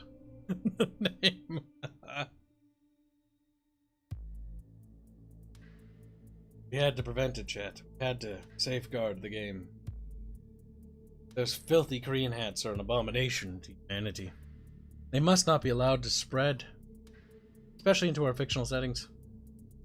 And after I'm dead, somebody adds like that to the IP. It's like, yes, there's a race of spacefaring Korean people hats. Fuck. But the other third thing, not second, is the tabletop stuff. We're making progress with that. We're going full steam with that now. So Aya's next. After Aya, there's Nezra. After Nezra, there's Celeste. And then we're gonna start doing the soldiers. And then once we start doing the soldiers, we're gonna start getting the rules down for the tabletop wargame. I have a few ideas on how to try it from the initial stages, but it's gonna be susceptible to testing, and that is actually something that you guys can probably influence a lot more than anything else. Mostly because tabletop stuff is not my foray of expertise.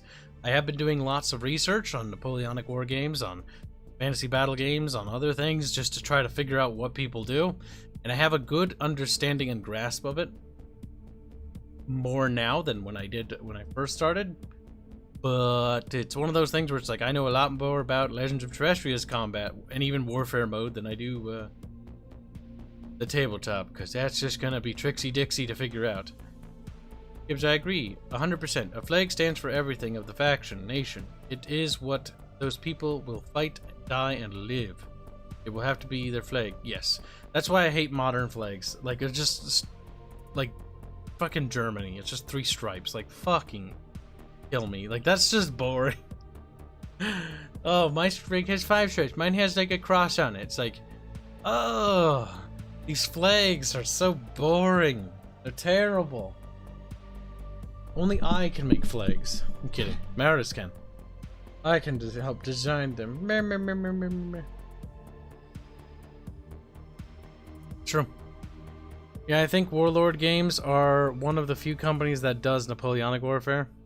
I think it was one of them that I looked at. I was just looking at tabletop war games in general and seeing how they function, more or less. And I don't really want, like, a beer and chips kind of, or what do they call it? A beer and pretzel. That's the term, the lingo. Beer and pretzel games. Like, that sounds cool. Like, I'm thinking like Parmesan pretzels, you know, freshly baked. That sounds delicious. But, no. I'm thinking something a little bit more on the Tismy path. Something a little bit more depth. Like having to worry about morale. Having to worry about, you know, unit positioning. Pivoting. Things like that. I like autistic things. I like that stuff. But I also know that there's a level of depth where you shouldn't go too deep. Because when you go certain level of deep, that's when you're just getting to convoluted, where it's no longer fun to play the game, it's just more takes thousands of years to get anything done. And then it stops being fun and it becomes more of a nightmare. So it's a balance. I don't really want a beer and pretzels flag. Beer and pretzels flag? Now I'm reading chat. I don't want a beer and pretzels game. I want something more in depth. I wouldn't be opposed to making a beer and pretzels rule set to accompany it. That could be fun, you know? Like 2 different levels to the game. You know? That could be neato cheeto. But the big focus I want is on a big war game. And I want a big one. Like, people were asking me in chat the other day, like, I want, like, big cohorts, like, bonking each other. Lots of models. I want lots of models. Lots of minis. Lots of monster units and stuff like that. Summons from the beyond the veil. What can I summon beyond the veil? Besides the gods' erections. That was terrible. I'm going to hell now. Flags are really sad now. They are. But I do not want my flags to be like that. I want them to be very flavorful. I want them to be... Like, if you look at our logo for our game, it's just dripping with flavor. Just like our studio logo, it has more soul than most companies. And that's because I want our company logos to reflect everything about us. Where we just put in all the soul and charm of everything we have. And 50 plus models got you, so 40k. 50? No. Thousands. I want thousands of minis. Tens of thousands. That's like, I can't afford to print that many. So, Total War scale, I take it? Okay, maybe 200 models per unit. That would be funny. We'll have to abstract it a little bit, even though in lore the army, like a cohort of Astrian troops, good couple hundred, but it'll have to be abstracted for the sake of the audience. But yes, big armies. They have more than 50, maybe like 100 minis, maybe more than 100. maybe 200, maybe 700, maybe 1,000. 1,000 could be cool. Now, back to the minis, right? So, STL files. How do we make this affordable? Well, I've already kind of talked with chat about it in the Discord, because we had a little discussion about it in the Discord, which is why you should join the Discord, because sometimes I do developer discussions, where I let people directly ask me questions, and then break their necks when they ask me dumb questions. Or non-questions, so to speak. But, I'm thinking the STL files will be cheap. So, like, when you buy a cohort of Astrian soldiers, like Southern Astrian, you know, spearmen, for example, you own the STL file. You can print as many cohorts as you want, you know? Because, well, I don't know how we're going to do it legally. I need to talk to somebody in regards to legal stuff. But I want it to be so that when somebody buys an STL file, they, for themselves, print as many as they want, legally. And that'll be fine. They can have as many as they want. So once they buy spear unit, they have as many spear units. Once you buy the Aya hero mini, you can have as many Ayas as you want. Obviously, no redistribution, because that'd be bad. I would lose money, and I would be poor and sad. But I want it to be accessible, especially because I want the armies to be big armies. How to encourage that is to make it so that the STLs are cheap. The one downside is that the printing is going to be the expensive part, because you can print them yourselves, you can have, you know, other companies print them, and that's still going to be... One thing that we did here as a compliment, though, is the 3D printing companies that have printed our minis already, that people have gotten access to, they've already said that they're some of the best minis they've ever seen come through, which is actually quite a compliment, because I have no idea what we're doing. A testament to Baffio's skill, to be certain. I barely know what's happening. But, yeah. Give comments, non-distributed, non-commercial. Yeah, but I need to sort it out with, like, legal. Because it's important to have it down to the letter. It always has to be perfect in that regard. You have to click breathe on units or else they die. Birch, I love it. Sometimes. Depends on his mood. One day it could be I love it, other day it could be I hate it. Next day I love it. It's a hate-love relationship of autism. Oh, speaking of, we have some reports on miniatures that people have printed. These are the rat minis, okay? We're not, that's what they're known, right, for League of Fusions. They are rat minis. They're just random rats. They actually turned out pretty good. Actually, all the prints have turned out very good. I'm actually impressed. But I'm not an expert on 3D printing. It bothers me that the hand's floating. But only a little bit.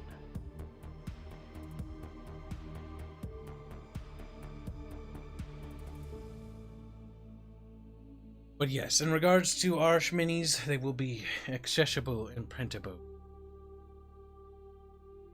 They'll be about the approximate size of these minis too, if I remember right. Is it resin or plastic? Started painting, just blocking color, says get a real cut.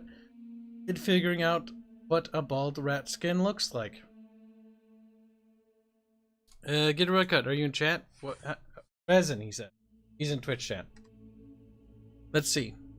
Grit donates a bit to say, with the RP minis... Oh god, I need to back up. I missed some. There we go. The truth is, Kibs, that has been writing Spice Girls fanfic and jingles for decades now. Yes, basically. Thank you for the 2 bits. There's a bit to say. With the RP minis, Ratita was trickier to fix a bit Ace because of the lack of points to try and connect him with versus Gnarls that had nice flat feet. I see. You might need to poke at Baffy Man in there, at Baffio's or Fairman about that, because they more so handle the actual printing side. The only thing Kibs does is handle the planning and like writing and the design side. They're the guys that know more about that than I do. But yeah, Pretzel donates $1. We do say, could you tell us what your ideas are for the tabletop core rules? I'll give you that in just a second, mostly because that's a big answer. Lord of Possum donates $5. Say, This is cool, but when will Terrestria 2 come out? Ha ha ha. I am excited for next product. Give me next product so I can be excited for the next product. No, one product at a time. It's already hard enough to make all this shit. Baffio says that you can poke him in the Discord. Yep, he's at Baffios. But we will need to set up a better support line once we get the website up and operational, because I do not want like 1,000 requests bogging down every individual. But for now, this is fine. And mostly because we're tiny, so it doesn't matter too much now. No, back up, pretzel. Could you tell us what your ideas are for the tabletop core rules? So, I don't know. Like, I have a couple ideas on how armies should be kind of built and how turns should be. Like, I had an idea initially where different unit types and classifications go to move in different turn order. So, like, light units can move, so it'd be like player 1, light unit, player 2, light unit. To sort of create like a skirmishy phase idea behind it, so units could skirmish before battle. And then, like, heavy units, then you have, you know, different classification of units, then they go in different orders or phases. But I'm not sure if that's too heavy, and that's kind of what I'm leaning on. Figuring that out is going to be tricksy. I want to figure out the turn order of things first, and how the turn order cycles for different unit classifications.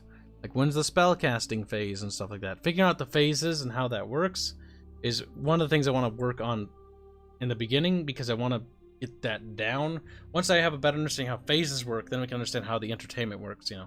When a cohort clashes with another cohort of units, what happens? And then I want the idea behind the phase system is that it's not just one player doing their entire turn, and then the other player's turn is like, because that's one thing. Like, Arch and I played Warhammer Fantasy stuff, battles. We played Warhammer 40k tabletop, and I think that those suck ass. I think those are terrible. I swear to God. They're fun, but there's so many things I hate about it. It's not even funny. And so it's like, I don't know how I'm going to fix those things that I don't like, but I don't know. 40k specifically. Actually, no. Let me back that up a bit. I actually enjoyed Warhammer Fantasy battles. That was fun. 40k I think is ass. Like, I think that's cancer to play. That was not fun. At least I did not enjoy 40k. I did enjoy the fantasy battles a lot more. But I think that has to do with just how they function. I just think their Games Workshop isn't very good at making games, actually, the more I play with their stuff. But that's besides the point. I want it to so that the players have stuff to do. That's why I think, like, rotating, you know. That would be the beat place to start the turn order. Yeah, that's what I was thinking. Because it's important, because I want different types of units to have different, like, value. Like, your skirmisher units, your light units, light troops, should have a value. Like, they should be able to be more agile. They should be able to go first. They should be able to, you know, determine things on the battlefield more by maneuvering. The Salty President says, Warhammer Tabletop is lacking. I agree. Yeah, I don't know why, but I was expecting it to be something it wasn't. Like, it had like a mystical thing for me when I was looking at 40k. I was like, this looks so cool. And then I played it and I was like, this is dumb. I was so disappointed. It was not even funny. Like, I love the look of like the dynamic factions, but the game just is boring to me. I don't know. I forget what edition we played, so that might play a role. I don't know. Which edition of Fantasy Battles did you play? I don't know.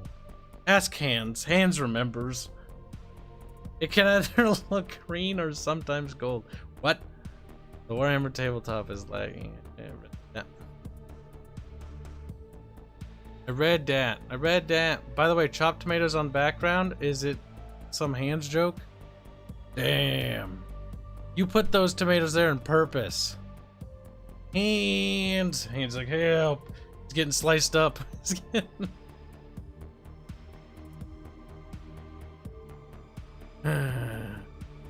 What edition did you try, Kibs? I'm trying to think. I think it was like one of them. What was the one in the RP we played? That was the one. That was the fun one. That was the first time I had fun with that. Like, I think Lurking Hunger operated on Arch's homebrew version of the rule set for 40k, which was fun. That wasn't bad in Lurking Hunger's battle. Like, Arch did a good job with that. That was fun. But fuck me, the actual 40k rule set's boring. Mostly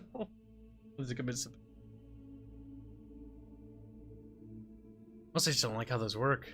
Like, I've been trying to figure out how magic works, right? Because I'm thinking, okay, Illumine casting, you know, it works differently per culture, which is, I don't want to know how that's going to work in terms of mechanics. Because, like, a Novarian would need sacrificial things in order to sacrifice food and incense and stuff like that. Versus Celestial Constellation magic is fucking way better in terms of efficiency, and balancing is going to be tricky, because the Astrians are, Illumine tech-wise, superior to a lot of nations. I guess the balance boils down to army, because they're casting, they can just free cast without having to really do much other than worry about heat generation. They don't have to worry about, like, sacrifices like the Amazatech do with the blood sacrifice, or things like the Necrunto with their undead army stuff. Where's Lurking Hunger Season 1? Check Barch's Patreon and Subscribe Star. I think he put it as a public posting on Unlisted there, I think. I'm not 100% certain. Hanse says, I want to say it was 2nd edition. I'd need to check the save I made for the rulebook. 2nd edition fantasy. Yeah, that was fun. But yeah, I've spent my time looking at fantasy battle games, other types of fantasy games, and what we want for this. But I very much want, like, big armies. Like, I kind of want people to make, like, I wouldn't even be opposed to having Baphios and design, like, city wall segments, so people could actually build, like, a city section of Pyria or something, and actually, like, have, like, a battle for Helios or a battle for Estios and stuff like that. That'd be cool. And then I also want that all to blend into the, tabletop stuff. Yeah, because I want to do a pen and paper RPG down the line, and I want the pen and paper RPG to be seamlessly connected to the tabletop. So that, or there'll be some sort of conversion, so you can play the pen and paper RPG, and then you can do the battles, and then you can, maybe we'll make a naval battles expansion or something down the line. So then you can do all sorts of things. So basically, that it's just this giant campaign set where you could be anything from, like, a peasant in Astria or anywhere, Novaria, whatever, to being, like, the de facto emperor, like, with a grand strategy mode. The ability to, like, run a country, or create a country, or your own house. Because that could be really cool.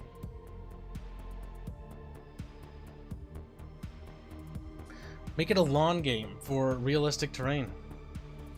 You have to go outside into the plant and the grass.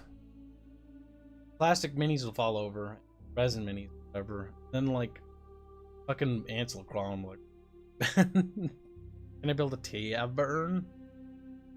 I mean, theoretically, yeah. I mean, I'd like it to have, like, stuff like that. That'd be cool. Like, just a big, you can do whatever you want sandbox in this world that has been built up incredibly. Like, why not? We wrote all this goddamn lore, we might as well use it. What a waste to not use it. With the rainfall go womp. Oh, grain as in you're just farming.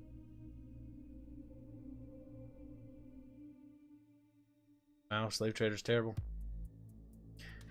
Make the tabletoppers touch grass. It literally says in the rules you have to go outside every 15 minutes to touch grass. Otherwise they deduct XP from you. This game sucks.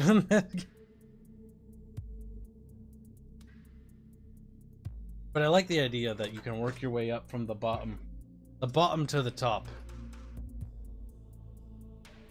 Because it could be cool. It's also something that I liked about the Beetle Squick stuff, because there's like, they did have like sort of grand strategy stuff or big campaigns.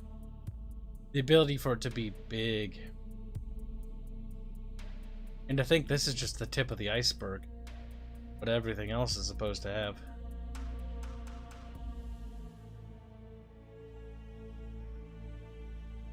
But yeah, does chat have any other questions? I think I've kind of mentioned everything. It wasn't a terribly long stream, but it was just more like a progress report. Because we've made a lot of progress, and I figured why not do a stream about it, because Discord got spoiled, and they actually got, like, this in VC, and they got to ask direct questions and stuff. This is why you should join the Discord. This is why the Discord's amazing. This is also why you should obey the rules. Dakota says, Kibs, what would happen if a noble family gave birth to a child with different eye colors? But they couldn't use magic because two different eye colors colors assign. One can use magic, yes, or am I? What? No, that doesn't have to. Like, if one had a brown eye and a blue eye or whatever, like those are normal human colors generally.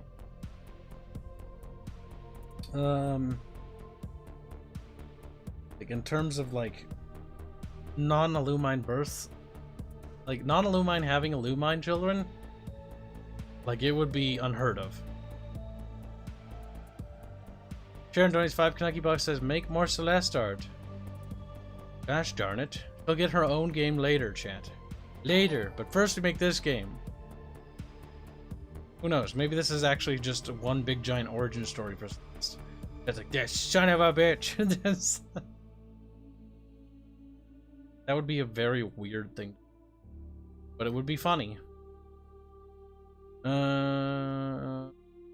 Sleep now? No, I'm going to go and go to the grocery store because I didn't do that yesterday. People asked me, did you go to the grocery store yesterday? And I got in the voice chat and I was like, yes. And I said that because it was already dark out. So I was just looked at the cupboard and I was saying it. I guess I'll just have rope. I guess I'll just... Yay. What if their eyes change color? What if the sun collides with Earth? That's the answer to your question, AWL. Another question. What if the sun just smacks into Earth tomorrow? But that can't happen. That's exactly what I mean.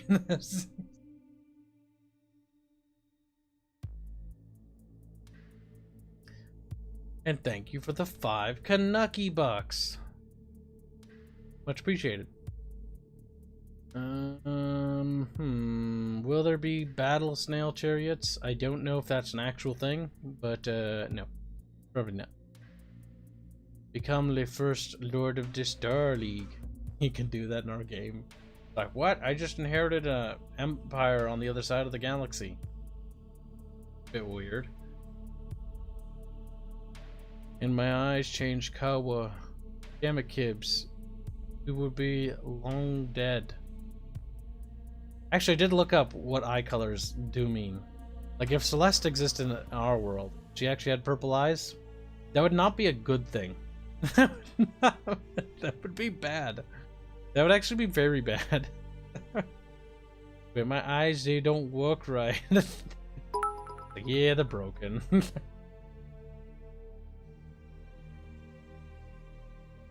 But it could happen, kid. Yes, it could happen. But it's not gonna. Is there any units of the scale of like 40k Titans in Terrestria at this time period? See, I don't want to answer this question truthfully. So how do I do it without doing it? Tricky. Yes, we'll do that one. In this time period, no. You can't do this. Can't keep getting away with this. How long con would be if Kibs pull off the sheets and say this is 40k's origin story? That'd be awful. Because this is better than 40k to me. I would be so mad if this turned into 40k. I'd be like, oh god, I made a fucking soulless corporate universe. I'd have a fit. Good. Yeah, it's having a hard time. What does purple eyes mean? Says Crazy Templar. That is an excellent question. If you look closely on the characters we have, though, you'll notice that not a single one of them actually does have purple eyes, save for Celeste. Now, that could be just because we haven't showed any other ones. But it is strange, wouldn't you agree, chat? Perhaps making you do the big thinkies. I'm like, thinky. The Bubbles character continues to grow. Got it. Oh my god. New River thinks that there are actually Titans now. We're entering territory, chat. Territory I don't want to be in. And before there are just giant Terrestria Titans. They just walk around. Hey, how you doing? Dude. CBT, Mr. Kibs. Or fucking. Just introduce Neoth, and then no, we're not talking about that cancerous IP anymore. That IP is burning and on fire and is not recoverable. Gidorka does a bit to say, will you play Elden Rings with the bunch on stream? Sell out to the meta, Kibs. No. I don't like Elden Ring. Just like I don't like that god-awful walking game. Which is why I did this update video earlier by a week. Because originally I was going to stream that fucking piece of shit you guys made. But it's so bad, I don't wanna. Maybe if we just continually do update streams instead. You have constellations? Yes, we do. In the game. In fact, several of them have been completed.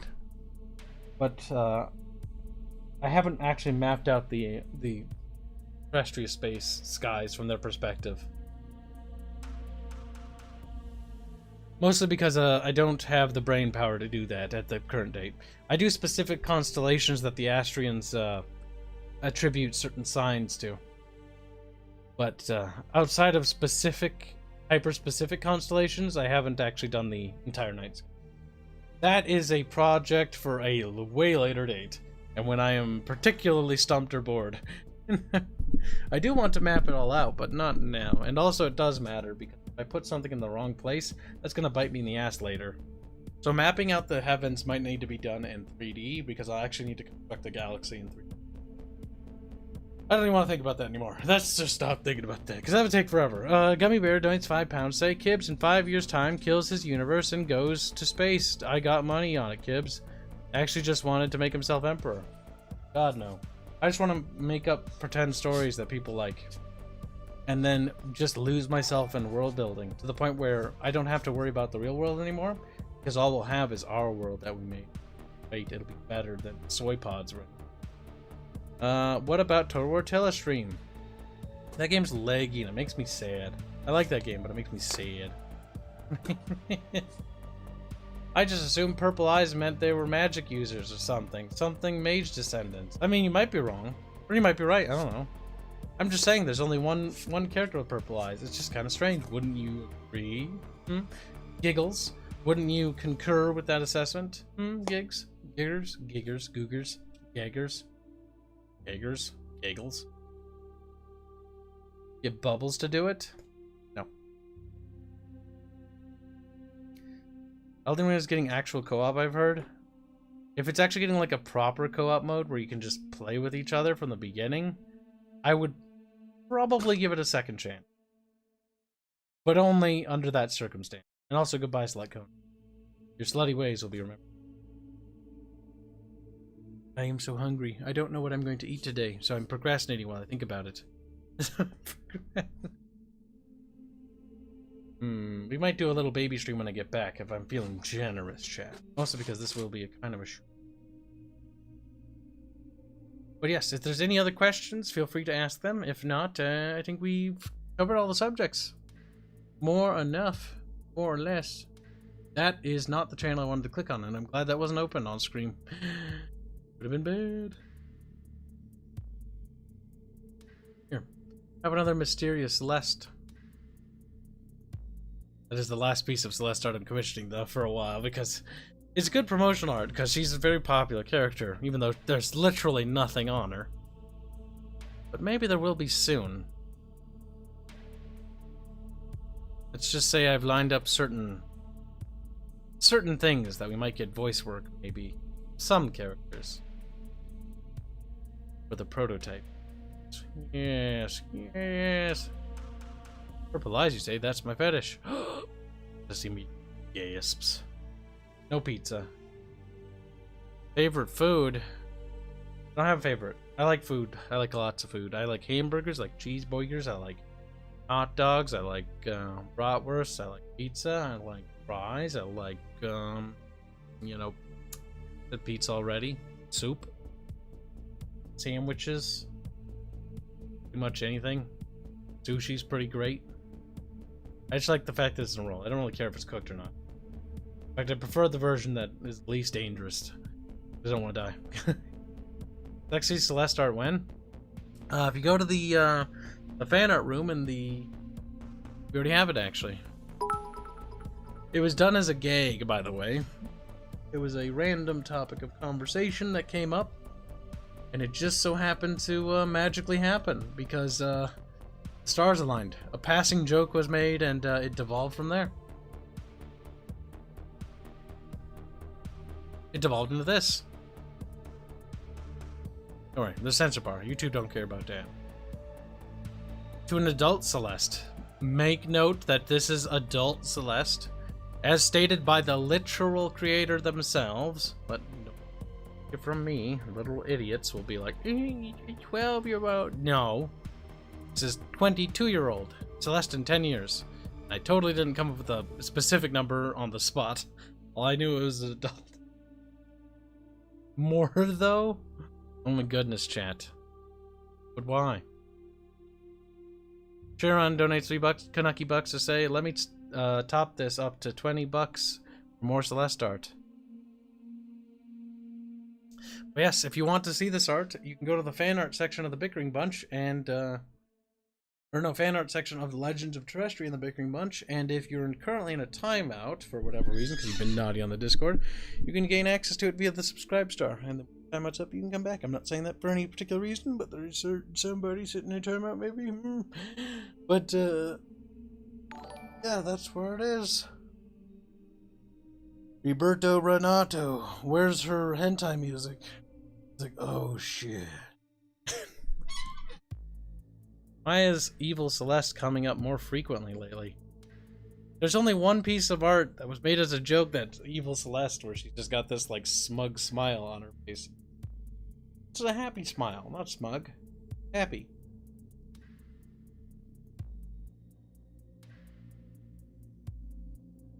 Oh. Let's see. Kibs. Billy makes more art. I'll have you know that art pieces don't cost $20, my bucko, and also not going to spend even if you give me the money for it. Your job. If you want to commission artists for that, feel free. You have the character art publicly available for viewing, though it's RIP.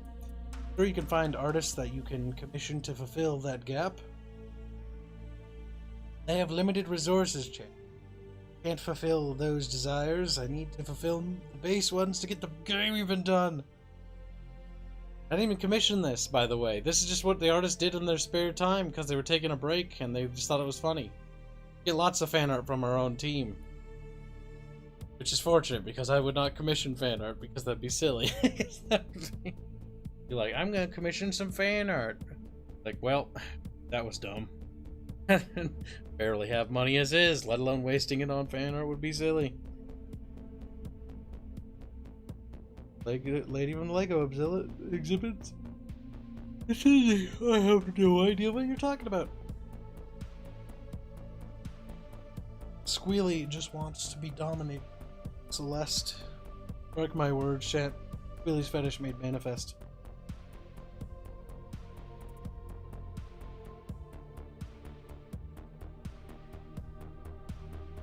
Can I make art about of the Nefir Skelly boys? Because I can't say the word the Slav word. Hey, you can. You want to make fan art stuff? You can get it. Oh, you hold your hand. Granted, to be fair, it's fair to ask because a lot of corporations just sue people for making fan art. But fan art's fan art. Now, that is going to wrap up today's little shram. It is time for us to make our way to the grocery store before it gets dark because my lights don't work. And if the lights go out, I'll die. Chubby's dead. Either way, chat, thanks for tuning in. We'll see you guys later. There might be a little stream after this. Pop in the Discord and I'll update you when I get back from the grocery store, if there will be. Because if I find food that makes me happy at the grocery store, that will determine whether or not we endure a little bit of that piece of shit walking simulator. Mostly because I feel bad for not streaming it, but I also didn't want to stream it after work because it's just a bad game. Okay. Good night, chat. If I don't see you after this, then have a good day. Thanks for the supers and support as always.